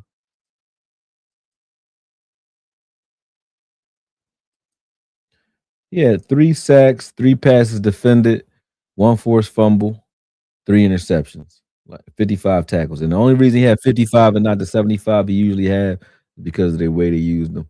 But let me get this screen in here so you can see it. Remove this one. Share. Stop screen. Remove this one. Find another one. Share screen. Boom. All right, make sure y'all can see it. Yeah, let me hide this. Boom. And boom. Blow this up a little bit. All right. So just bear with me real quick. And it's gonna be fast. Watch this. So right there, you see him in coverage over there? Is he what where's when y'all say he can't cover, like is he trailing this play? No, he's over the top of it, he's in front of it, he's watching the quarterback the whole time, and he converts on the ball immediately. This is 2025. That's not 2024. This is this year. Okay. They say he can't play in the box, right? Okay. This is him versus the run as an outside linebacker. Boom. Okay. Does that look like a guy who can't give? You say the only thing he do is play outside linebacker. That's not. He's not an edge only. Like they're lying when they say these things. I know these is highlights, but this is what he does on the field, bro. And this is 2025. Now this is him versus Clemson. Boom. Knifing in there, stopping the play, stopping the ball behind the line of scrimmage. Once again, blitzing off the edge. I want to show you him get his interceptions. Like, look at this. This is why he gets them, though. He's a smart player that's crafty, that's going to cause problems from wherever he is. Look at this. Ooh. That was an interception right there. That was almost a demo play right there. This is him in the middle from nickel. He's covering. There's a pop-up interception for you. All right. You don't give him credit for that. This is him in the slot covering. Look at this. Against Oklahoma. Okay, this is the override. It wasn't against Clemson. It was against Oklahoma. Look at this. Where do you see a guy who can't I mean, what are you talking about? Can't cover. Boom. What do you mean? When you say can't cover, show me a linebacker covering better. That's what you got to show me. Because I see a guy who can cover pretty damn good, in my opinion. And I'm talking about just on the film. You know what I mean? Now, I'm watching this film now. His all 22. Shout out to Chris Creshman for giving me the film. There's a sack right there, boom, off of the blitz. He's made plays from everywhere, and we already saw this one. But he's made plays from everywhere this season. Like he makes plays from everywhere. So I don't see when you say he can't cover. Like, what do you mean? Is this coverage? Boom. Now, no, before the play, before he comes down, look at who he's covering. Number one, he's in the slot doing what slot corners do. Look, he's covering the bunch, the bunch release. So I guess he has upfield release or inside release because he's inside. The other corner's outside. Boom. He passes this off to the safety. Then he gets back where he's supposed to be. He sees the screen developing and gets downhill before that tackle can get to him. Gets downhill, stops the ball before it hits the line of scrimmage. That's a tackle for loss at that. This is him in coverage again, running up the field. Boom. Sees that the play is not going deep. Sees it's developing underneath him. Runs, tackles the ball. Boom. Like, what are we talking about here? When you say somebody can't do something, like what are we talking about? That's an interception. What are you talking about, bro? I thought he just tackled the ball. This motherfucker intercepted this shit. What are you talking about? Now I gotta get you. What are you talking about? Don't say that no more, man. I think people just be saying things, man. I ain't trying to disrespect you either, but I'm just saying, man. What are you talking about? This ain't a guy who can cover, in your opinion? What is this? I just saw Darion Kendrick do this against the Saints for Seattle when he was playing for Seattle. That's a pick, bro. How many linebackers making this play? First off, how many linebackers are you asking to even try to make this play? You're not asking no linebackers to carry no wide receiver up the sideline by himself. That's what he's doing before this interception right here from the slot. Look at this. He's carrying a receiver stride for stride up the field and baiting him, giving all that cushion. You know why he's giving that cushion? Because he know I run a 4-3. I can close that gap whenever I want. Boom. sits down, sees that the ball came underneath. First off, another linebacker would be so panicked, he would be on his receiver. He wouldn't even know anything's developing underneath.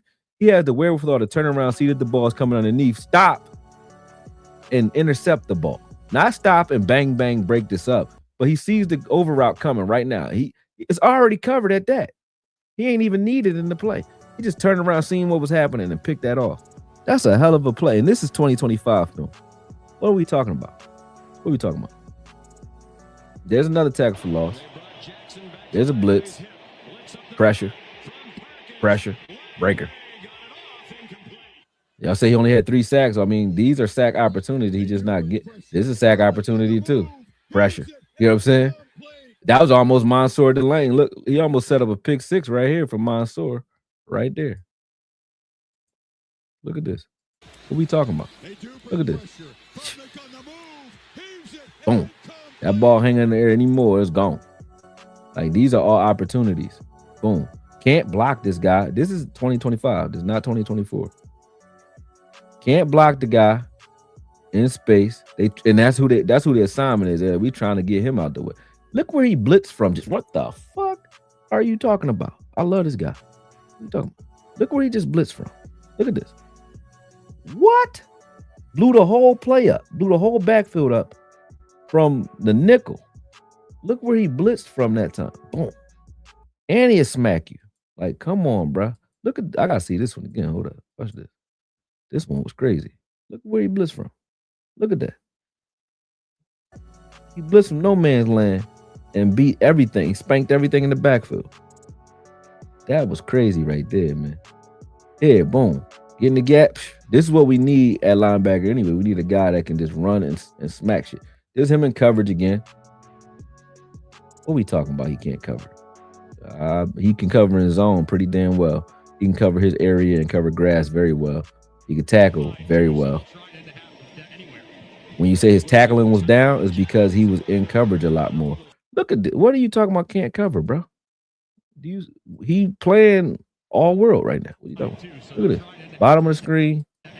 He in coverage outside as a corner right now. What are you talking about? How many linebackers can do this?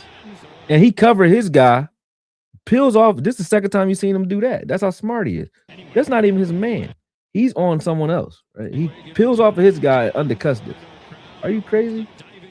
You gotta leave that man alone, man. Give him a lot of leave alone. Yeah, leave him alone. Y'all crazy. Yeah, leave him alone, bro. Perkins that bull, man. Leave that bull alone, man. I don't know what y'all talking about when y'all say that, though. I respect you, but I'm just saying, bro, when you say you can't cover, I beg to differ. I mean, what kind of coverage you want him to do? What do you want to see him doing that would qualify him to be able to cover? And I mean, that was wild to me. Okoye, do you think he'd get flipped to a safety? He can if you want him to play safety, but it don't matter. You don't give him a position. He don't need one. You play in 3-4. You put him at outside linebacker. You use him the same way LSU use him. If you go get him, that's how you use him.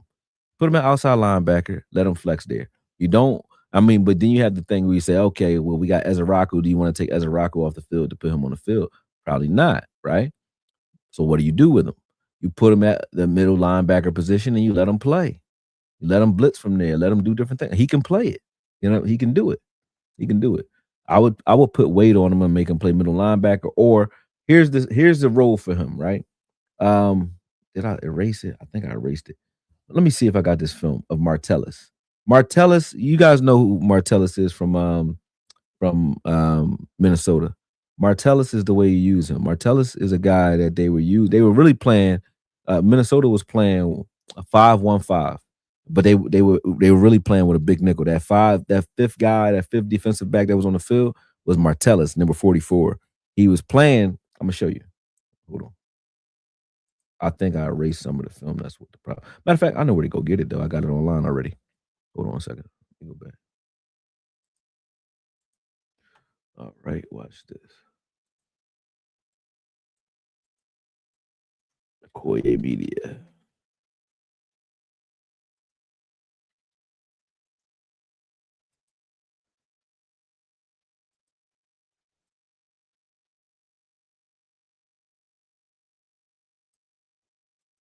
All right, real quick. I'm still sharing.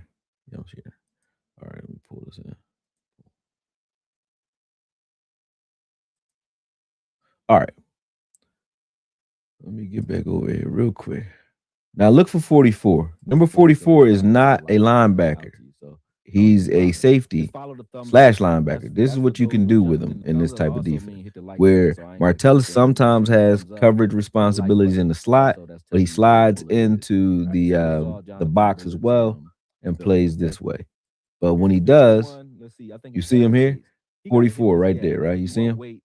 He just got blocked on this one. He's gonna give him a touchdown. But this is where you can play Harold Perkins. Like you don't have to put him out on edge. You can move him around and still get effect from him. So Martellus is really a safety that they move him around, do a little bit of everything. Sometimes he's deep, sometimes he's in the middle, sometimes he's on the outside, sometimes he's in the slot, sometimes he's in the middle like a linebacker. That's what you would do with Harold Perkins.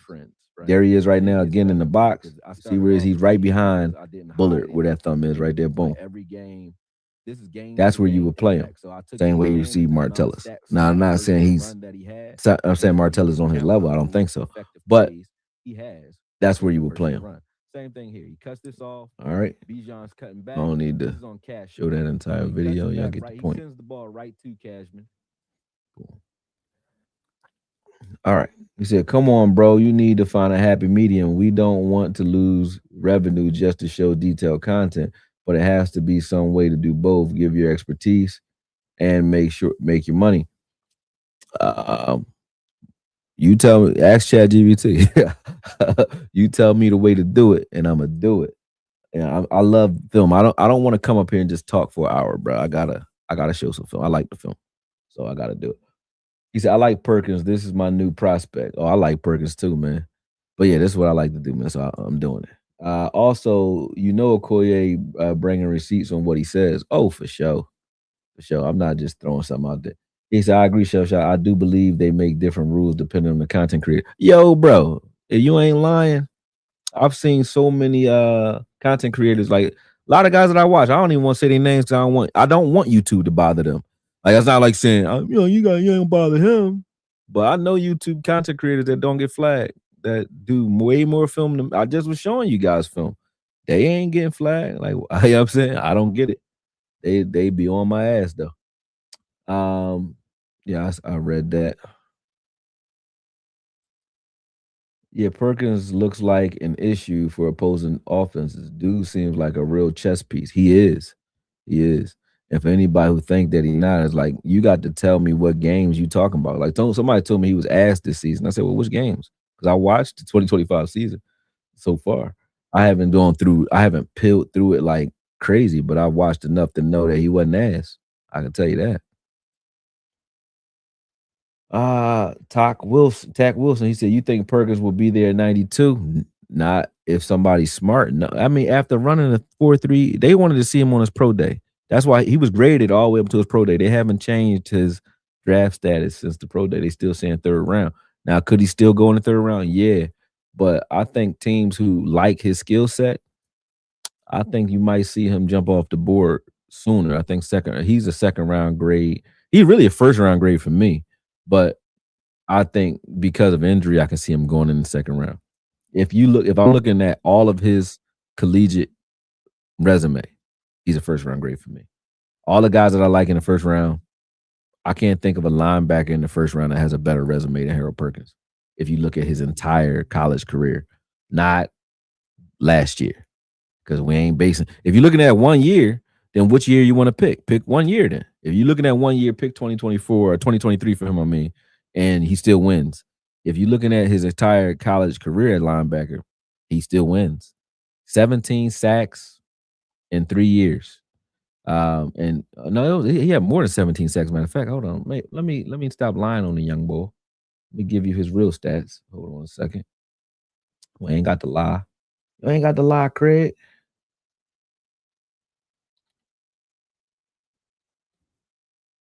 Harold Perkins. Boom. All right, let's look at that real quick.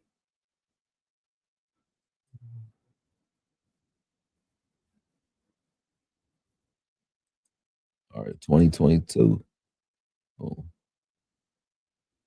So 2022, he has 77 and a half sacks. He had 13 tackles for loss. Sorry about that. So he had 20 plays in the backfield. But he had 7.5. So 20 and a half plays in the backfield. And they don't give you how many hits he had on the quarterback. 2023, he had 5.5 sacks, 13 tackles for loss. Once again, 75 tackles total, obviously. 5 passes defended for a guy who can't cover, which is how does he do it? I don't know. You know what I mean? And let's see, 2025. And then in 2025, he had 4 sacks instead of his standard 7. I had 4 sacks, and he had 8 tackles for loss this time. But you see how he was used differently. But now he has 3 interceptions, and 3 passes defended, 1 forced fumble, 1 fumble recovery. Right. All right. So yeah, he did have 17 sacks. I thought it was like 35, but it was 35 tackles for loss. It was the opposite. Right. But either way, the kid can do whatever you ask him to do. You know what I mean, I don't have to get into it all crazy. Okoye, that's why I support you. We need you here because you're great at this. I ain't going nowhere, man. I love it too much. If I was going to go somewhere, I probably would have went a long time ago. But that's why I'm taking it serious. I stopped a lot of shit to do this. Like I cut out a lot of things in my life to make sure I could do this. Breezy, you see Okoye did not realize I supported five new members. I don't know what that means. He said gifted 5 Okoye memberships. Oh, you paid for 5 memberships yourself? That's what you're saying? I didn't know what that meant. Sadiqa, I'm sorry. Thank you, Sadiqa. Thank you. My bad. I wasn't trying to disrespect your gift. I just didn't know what it meant. I thought it was like, I had 5 members or something like that. I didn't know it was you paying for 5 memberships. You ain't have to do that. Sadiqa, you be calling my phone all the time, man. You be looking out. So stop that. Stop that. I appreciate you. Sorry about that. He said Brian B said Brian Kelly and coaching staff failed this young man. They did. They did. I think Broadus reposted my highlight video of this because of that. Like he reposted it this morning. Shout out to Brian Broadus and Crown Global Media. And I'm going to take that video down. Now that we over, for those of you still here in the late night, I'm gonna take the video down of AOC. I put it up because it pissed me off when I see him going at Clarence Hill because I don't like bullies. And if you're gonna bully somebody, bully the person who keep talking shit to you. I'll talk shit to you, and you don't do that to me. Why are you doing that to him? That's why I did that. It's like, bro, you really not like that. Because why you doing that to the old head? Knowing last year we was going back and forth with film, you didn't want to go back and forth with me though, right? And I'm not asking you to because I'm not. It's not foot clout for me. I'm just saying for real. You want to disagree with something I'm saying about Mozzie or anybody? Pull up some film and talk about it. Don't just tell me what the news is. Anybody can tell me what the news is from a hood perspective if you want to. Cool. No discredit to you. That's your thing. We can't possibly be in competition because we don't do the same things. I do film, and I'm not trying to be a film elitist. That's just what I do. You don't. So we're not competing with each other when it comes to that. But when I saw what he did with, and then those who know me, like Flame actually reached out. Y'all know what's really going on. I'm not going to say online what really happened because it's not all of it's not my business. Some of it is, some of it ain't. But I'm not a bully. I'm not just going to come at somebody because they're growing. I'm not coming at you because you got more followers than me. Law got 100,000 subs. Vox got 100,000. Foots got more. Everybody got more than me because I be chilling. I mean, I can run when I want to run. I'm going to keep going now, but everybody got more. So if I was envious, why would I choose you? You're not even the biggest fish out here, bro. Why would I choose you to attack? Jeff Kavanaugh got more than me. I don't come at these guys. Why? Because they're the type of people they are. You know what I'm saying? I came at him because of the way he is as a person. It ain't got nothing to do with football or me disagreeing with you or you doing well in this space. I don't know where that delusion comes from. I'm not envious of nobody. And then the things I do, I'm not going to sit here to try to go tat for tat to validate what I do. Those who know me know what I do. And I don't need no introductions when it comes to that, man. My name is my name, for real. And not just in this space. This space is, anyway, you know what I'm saying. But that's why I came for him like that, because of the way he came at Clarence Hill. And I'm like, bro, if you really like that, why you got so much smoke for a guy that's reaching out his hand trying to shake your hand like a man? He trying to shake your hand. He asked you, are you a man? what are you doing? He asking, what you doing, man?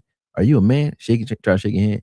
You cursing him out, nut ass, N word, this nut ass. I mean, I'm like, bro, you not even.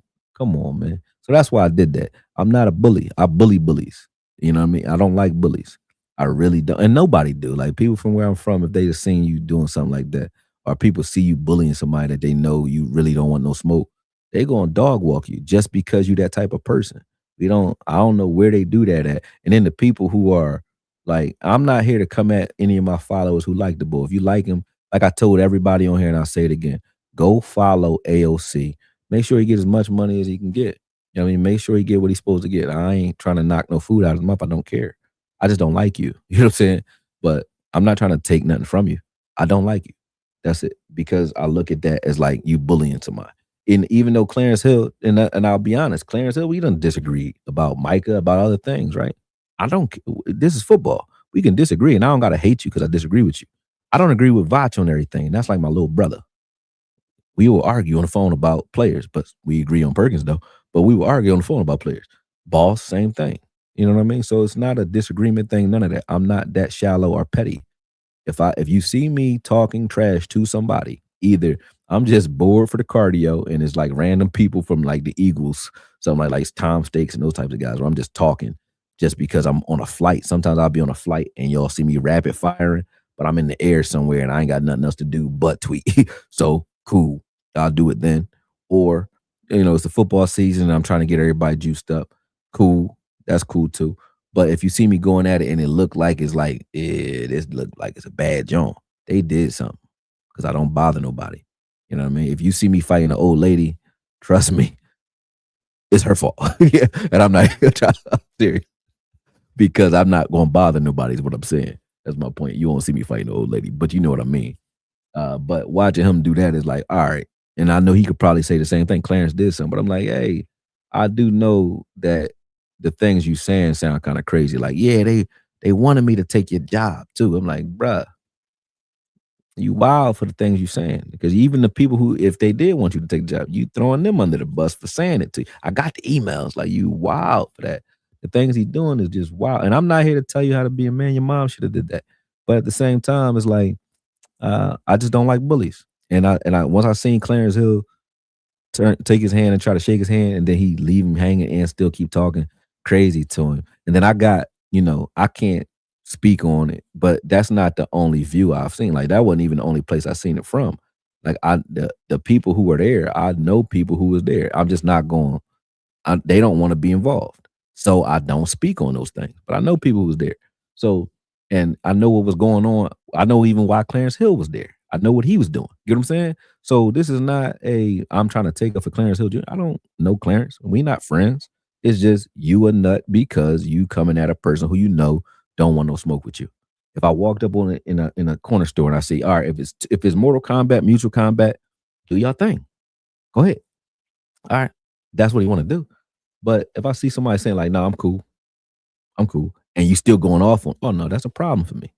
I don't like bullies. You know what I mean? Somebody don't want no smoke, leave him alone. Clarence Hill say what he say, but he usually disagreeing with you about football.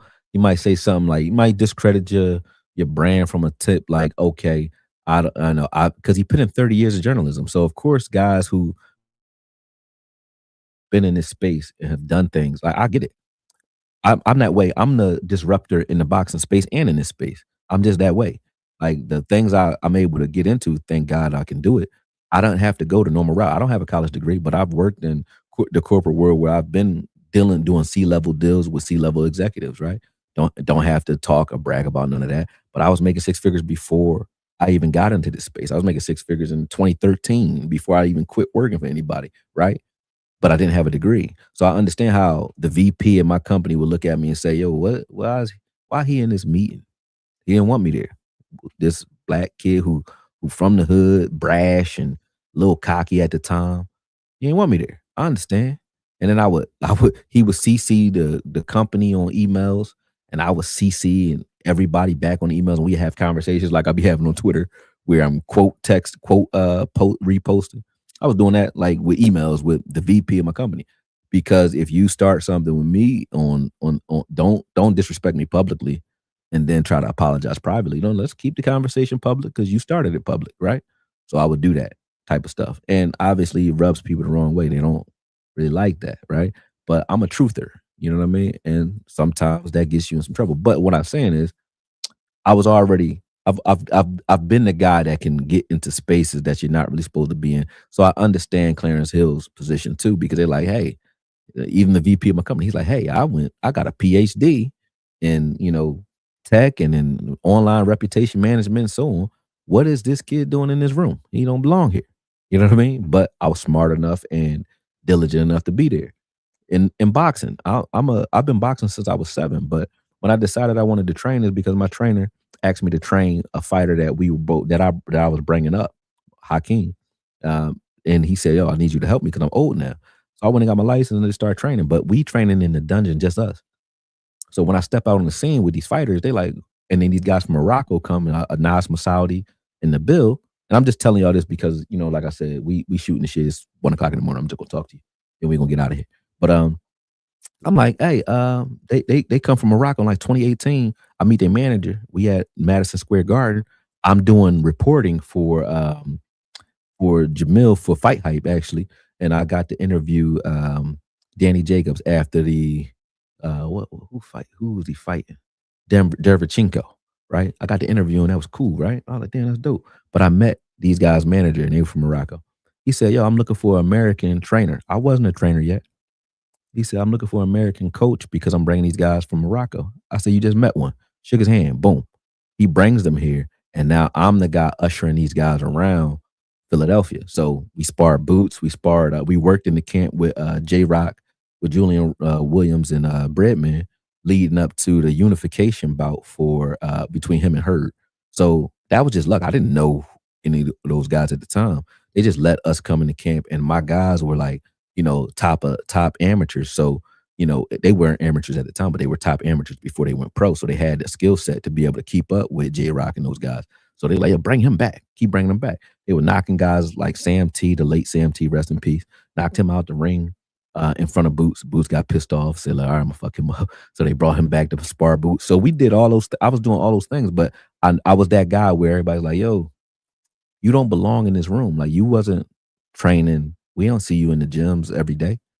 How you get here? How you got a fighter that's competing with these guys? How you the talk of Philly right now when it come to boxing? Just now, I just threw a fight last year with Gillian Wallow, right?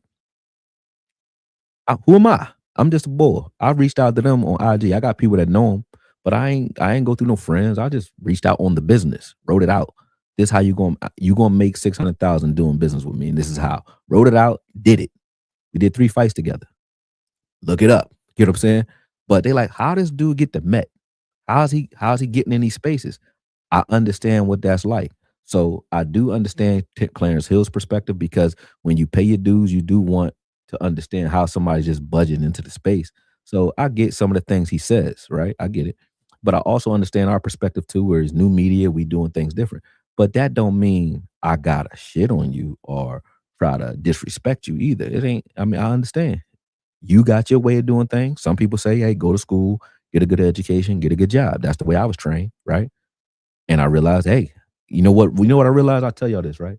I tell my sons this now, because this my sons is kind of like, I did something totally different with my sons. Both my sons, when they were 16, I tested them out of school because of COVID. They were going to be behind. They was going to be behind a grade. I'm not a homeschool guy.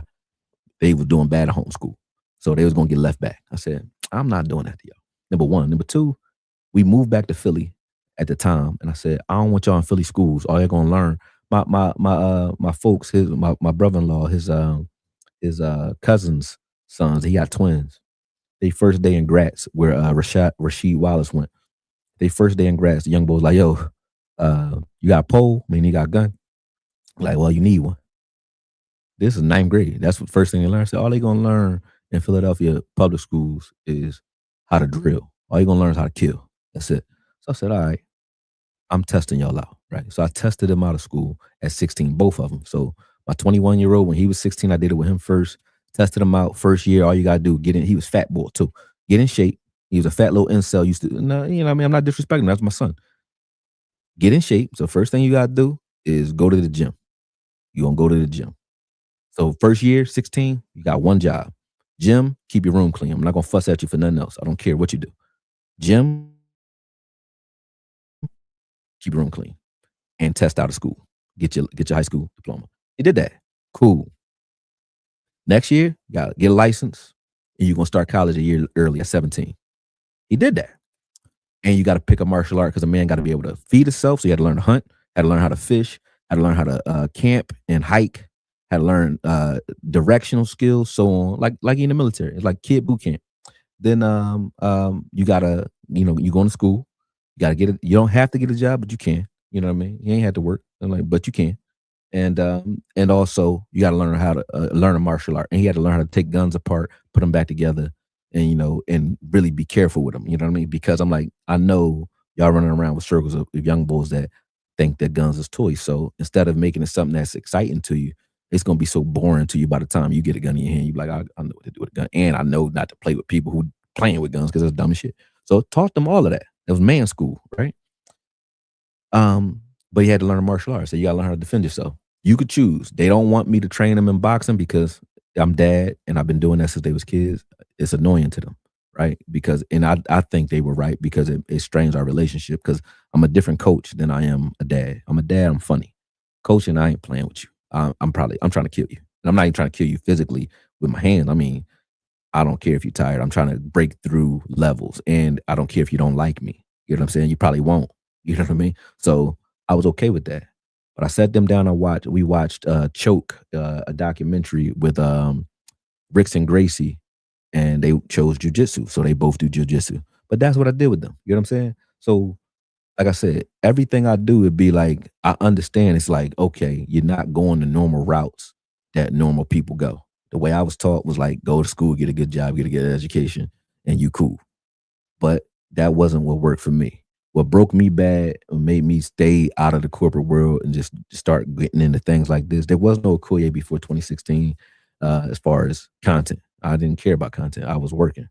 But what made me start doing this was actually Eagle. My brother at the time, Jermaine, was working for Golfberg. He's like it's like a watch, a jewelry store, but he was a watch refinisher for Rolexes and stuff like that. Jason Kelsey came in drunk one day after playing golf and bought 2 Rolexes for like 130 grand. I was making 130 grand a year at that time. I thought I was big shit. He bought 2 Rolexes for 130 grand.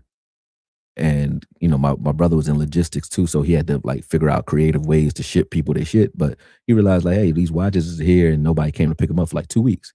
So he saw who it was. It was Jason Kelsey. He had to call him and tell him, come pick up those watches. This motherfucker forgot that he bought 2 watches for 130 grand. And that put life in perspective for me. I said, damn, I'm working 6 days a week. I'm top sales rep here. I'm doing all this, you know what I mean, for brand.com, killing it. And it's a guy who can come in. He's not even, the top of wealth. He's just a football player. And I don't mean just a football player to disrespect football players. I'm just saying, you don't look at football players like they Warren Buffett. They just football players. Somebody's paying them a check. So that's a person who's wealthy, like Jerry Jones is wealthy. Football player is a guy that can go broke, right? This guy forgot that he spent $130,000 and I worked 6 days a week to make that. So I said, I don't care if I get rich or not, but I'm not going to spend the rest of my time trading my time for money no more. I don't care what I got to do. So that was it for me. You know what I'm saying? Because I went that normal route and then I switched. So I understand both sides. I've been on the other side of the fence and I've been, on this side where it's like, there is no parachute. I'm just out here. So I get Clarence Hill Jr. when I say that. Yeah, that's why I understand the opposition. I understand when people are saying certain things like, hey, you don't belong in this at this level because they don't think you paid your dues. I understand them. And we can have opposition and disagreement and we can have the conversation to kind of like meet those minds and you can understand, hey, his aptitude is there if you want to learn who I am. If you don't, that's on you. I don't give a fuck. I really don't care what nobody think of me. That's the other thing that helps me stay in the space, right? But when I look at somebody who kind of sees that gap and instead of reaching out and extending grace in an olive branch, you start kicking and screaming and using the emotional energy. I know people think I'm emotional too. I'm passionate. I give you that. But only when you fuck with me. But The problem I had with what happened is this: a lot of the mainstream or crossover content coming from the big wigs, right? From the Dallas Cowboys or some of these big companies, they don't want to really do business with new media because new media got a bad name. And they got a bad name because people do shit like that. You don't want to put a guy, you don't want to say, hey, put a Koye or put Foots or put a Law on TV to do this. Why? We don't know what they're going to say because these guys are like live wire, some of them, you know what I mean? But doing shit like that make everybody in the space and all the work that these people have done in the space. I've been doing this 10 years. So a lot of people have been doing this just as long as me. Vach, Law, Foots, Sky, they've been out here for a minute. You know what I'm saying? Since 2016, 2015, in there. So the work that they've paved, the way they've paved, I'm not saying you got to like follow toe a line, or there ain't no rules, but you don't shit on everything that we doing nut shit like that. That's what I don't like. You know what I'm saying? And you're not really like that. That was my point. So for those who want to know why I say what I say, I'm not a bully either. I'm not here to bother him. I don't care what I hope the young man or old here, I don't even know how old he is, but I hope you make money, do whatever you're doing. Make your money, do your thing. But chill the fuck out. You gotta chill. All the craziness is not necessary. And I'm not the police. But when I go away, they say when you don't step on the grass, weeds grow. When I go away and I chill, I see that I come back to the space and I don't be knowing who anybody is. I was going to do a show with him. So I don't be knowing who anybody is in the space. And then I start seeing certain trends. So before I did the show with him, I asked him to do a show about Mozzie. We was just disagreeing about football. I can make it ball, no problem. But I had to watch, before I do a show with you, I'll watch your shows. I'll watch shows of them. And I'm not going to say what he said or what he did. If y'all watched him already, y'all know him. Y'all know what I'm talking about. If you don't, you don't. But I watched some of the content he was doing about people that have paved the way for me in the space, or people who I've paved the way for in the space. And it was like too many names to name. I was like, damn, you did that to him? Did that to him? Did that to him? Did that to him? What? Oh, I said, brother, I ain't disrespect him. I said, brother, you've disrespected people that I can't really walk back from, so I can't do a show with you. I told him that. I didn't tell anybody else. I told him exactly why I couldn't vibe with his content or vibe with him. And he said, okay. And then he blocked me. I was cool with that. No problem. Right? I told him I would still respond and make my piece, to the Mozzie piece. I did that. And then I left it alone. You know what I mean? But then, like I said, a year later, boom, this pop up. And honestly, it was like rejection is protection, because we were going to be, talking again, because somebody told me like, yo, man, he ain't as bad as you say. Boom, bridge the gap. I was going to bridge the gap. Cool, no problem. Then I seen that this morning. Somebody sent it to me. I said, oh, no. Nope, can't do it. So sue me. You know what I mean? But that's why that happened today. It wasn't anything else. I'm not in the shadows watching the young bull trying to do nothing to him. I got no beef with him. And that's the other thing. I said this to Flame, and I say this again. Those who know, and I'm not saying this to be tough, but I have been in real life situations that are life-threatening. More power to you if you have to, right? I've been in a lot of them, right? Where I probably, I don't know why I'm sitting here, for real, but I have been in them. So this is not a real beef. I can't really get in a real beef right here. This don't even feel like nothing. It don't feel like a beef. There's no beef for me. Now, if you want to do something to me, is whatever. You know, that's on you. But I don't feel like that's beef. This is me just telling you about yourself. But when I see people bring that type of energy here, I already know you're not really on that, because the people that I know that's on that step like that move like that, whether they soldiers, real soldiers, like I'm an Army brat, both sides, my mom and my dad. Okay. All right. So my dad don't move like that. You know what I mean? Mom don't either. Street, my whole family's in the street. I was raised in the streets. They don't move like that. They're the kindest people you would ever meet, like Southern hospitality kind, but they will take your head off. You know what I'm saying? So the people that I know that's really like that, they don't act like that. They will give you the shirt off their back, myself included. So when I see you doing stuff like that, I know you bringing fake energy to the space. You're not even on that. If you're a bully, be a bully all the time to everybody. And then I'm still going to get you. But if you're a fake bully, that's even worse, bro. Come on. You posing as something that's already corny. A bully is corny. But why are you being a fake bully? That don't make no sense. You know what I'm saying? If you bully everybody. So that's why I said bully me. It wasn't about Clarence Hill. It was about that. All right. So that's the way I am. But I am going to take it down because, like I said, my man's told me, he affiliated with him. I ain't gonna beef with that. I don't like it, but you could be cool with whoever you want to be cool with. I'm not here to tell you to be who to be friends with. So he asked me to do it as a favor to him. I'm gonna do it. But I'm telling y'all why this happened. You know what I mean? And I'm only telling y'all because y'all here at 1 o'clock in the morning with me. So I'm telling you the truth. You know what I mean? But I ain't got no reason to lie and I ain't got no reason to beef. And I'm telling y'all that because that's who I am as a person. You know what I mean? But that's it.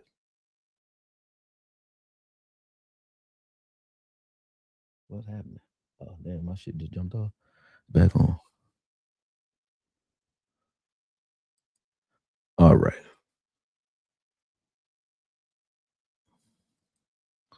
I know you know Sadiqa. You know every damn thing. You told me Perkins was good. You did, and you was right. Yeah, he definitely did.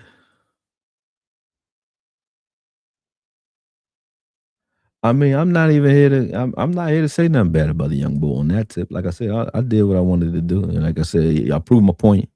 If you was on bully, you wouldn't have blocked me. You would have said what you had to say. But if you're not really like that, and now you ain't got no time to talk, cool. Stay like that though the whole time. Stay growing, stay thriving, and stay focused on your money. Stop talking and acting like you something that you're not. Plus, you're gonna create tension that ain't required in this space. Like once something crazy happened in this space where it's too much extra shit going on, now you brought light to this space and now a lot of regulation because they might not. Now we can't break through. This guy's just breaking through. My man Vaj, that's like my little brother for real. If I was a hater, I would hate on him. If I'm a hate on somebody, yeah, if I'm a hate, I'm a hate on law. These are my guys. You know what I'm saying? They doing way more than me in this space. And they earned it. I told Law earlier today, I said, man, you know, I'll let that, I'll just, you know what I mean? That's between me and him. I ain't even gonna talk about that. But they know, like, yo, y'all earn y'all stripes in this space. You know what I mean? To be doing what they doing. Aisha Morris too. That's my young, that's my homie. You know what I mean? But they earn their stripes in this space. You know what I'm saying? They earn. Jay Tuck is another one. I was talking to him earlier too. But they earn their space. I mean, their place in this space the hard way, like doing the work and actually being consistent and taking the risk to put themselves out there. If I'm going to hate, why wouldn't I hate on the people that's working for the Cowboys or the people that's got hundreds of thousands of subscribers and a gang of members and shit like that? They killing it. We don't hate on each other at all. I don't want nothing they have. I want to help them keep more of it. That's who I am, and they know that. That's why everybody bang with it. They don't bang on me because of no goddamn breakdown or nothing that we doing in front of this camera. They bang on me for what we do behind the camera and the person that I am consistently behind the camera. When you see me do any, crazy, outlandish type things or content, yeah, I do that because that's just my personality, right? But that's not what made me who I am in this space. I'm not a shock jocker. I didn't get like this because I was going back and forth with Mark Holmes or nothing like that. Even me and Mark Holmes cool now. You know what I'm saying? Because I never crossed a certain line. Even when I did the videos about him, when I seen that, it was like, oh, okay. I'm rubbing you the wrong way when it came to me and, if you know, those videos ain't up. But me and his folks got into it and he's just like, yo, people was like, no, not the younger, not his son. So I'm like, all right, my bad. I apologize like a man. Didn't know. You know what I mean? So we squash it and we cool. It's straight. You know what I mean? But those weren't beefs to me. This is just us going back and forth content. But I don't cross certain lines. I don't think you should. I don't think you should. But I'm not here to tell you how to be a man. Like I said, your mom, your dad should do that. They ain't got nothing to do with me. I'm just here to tell you what I think.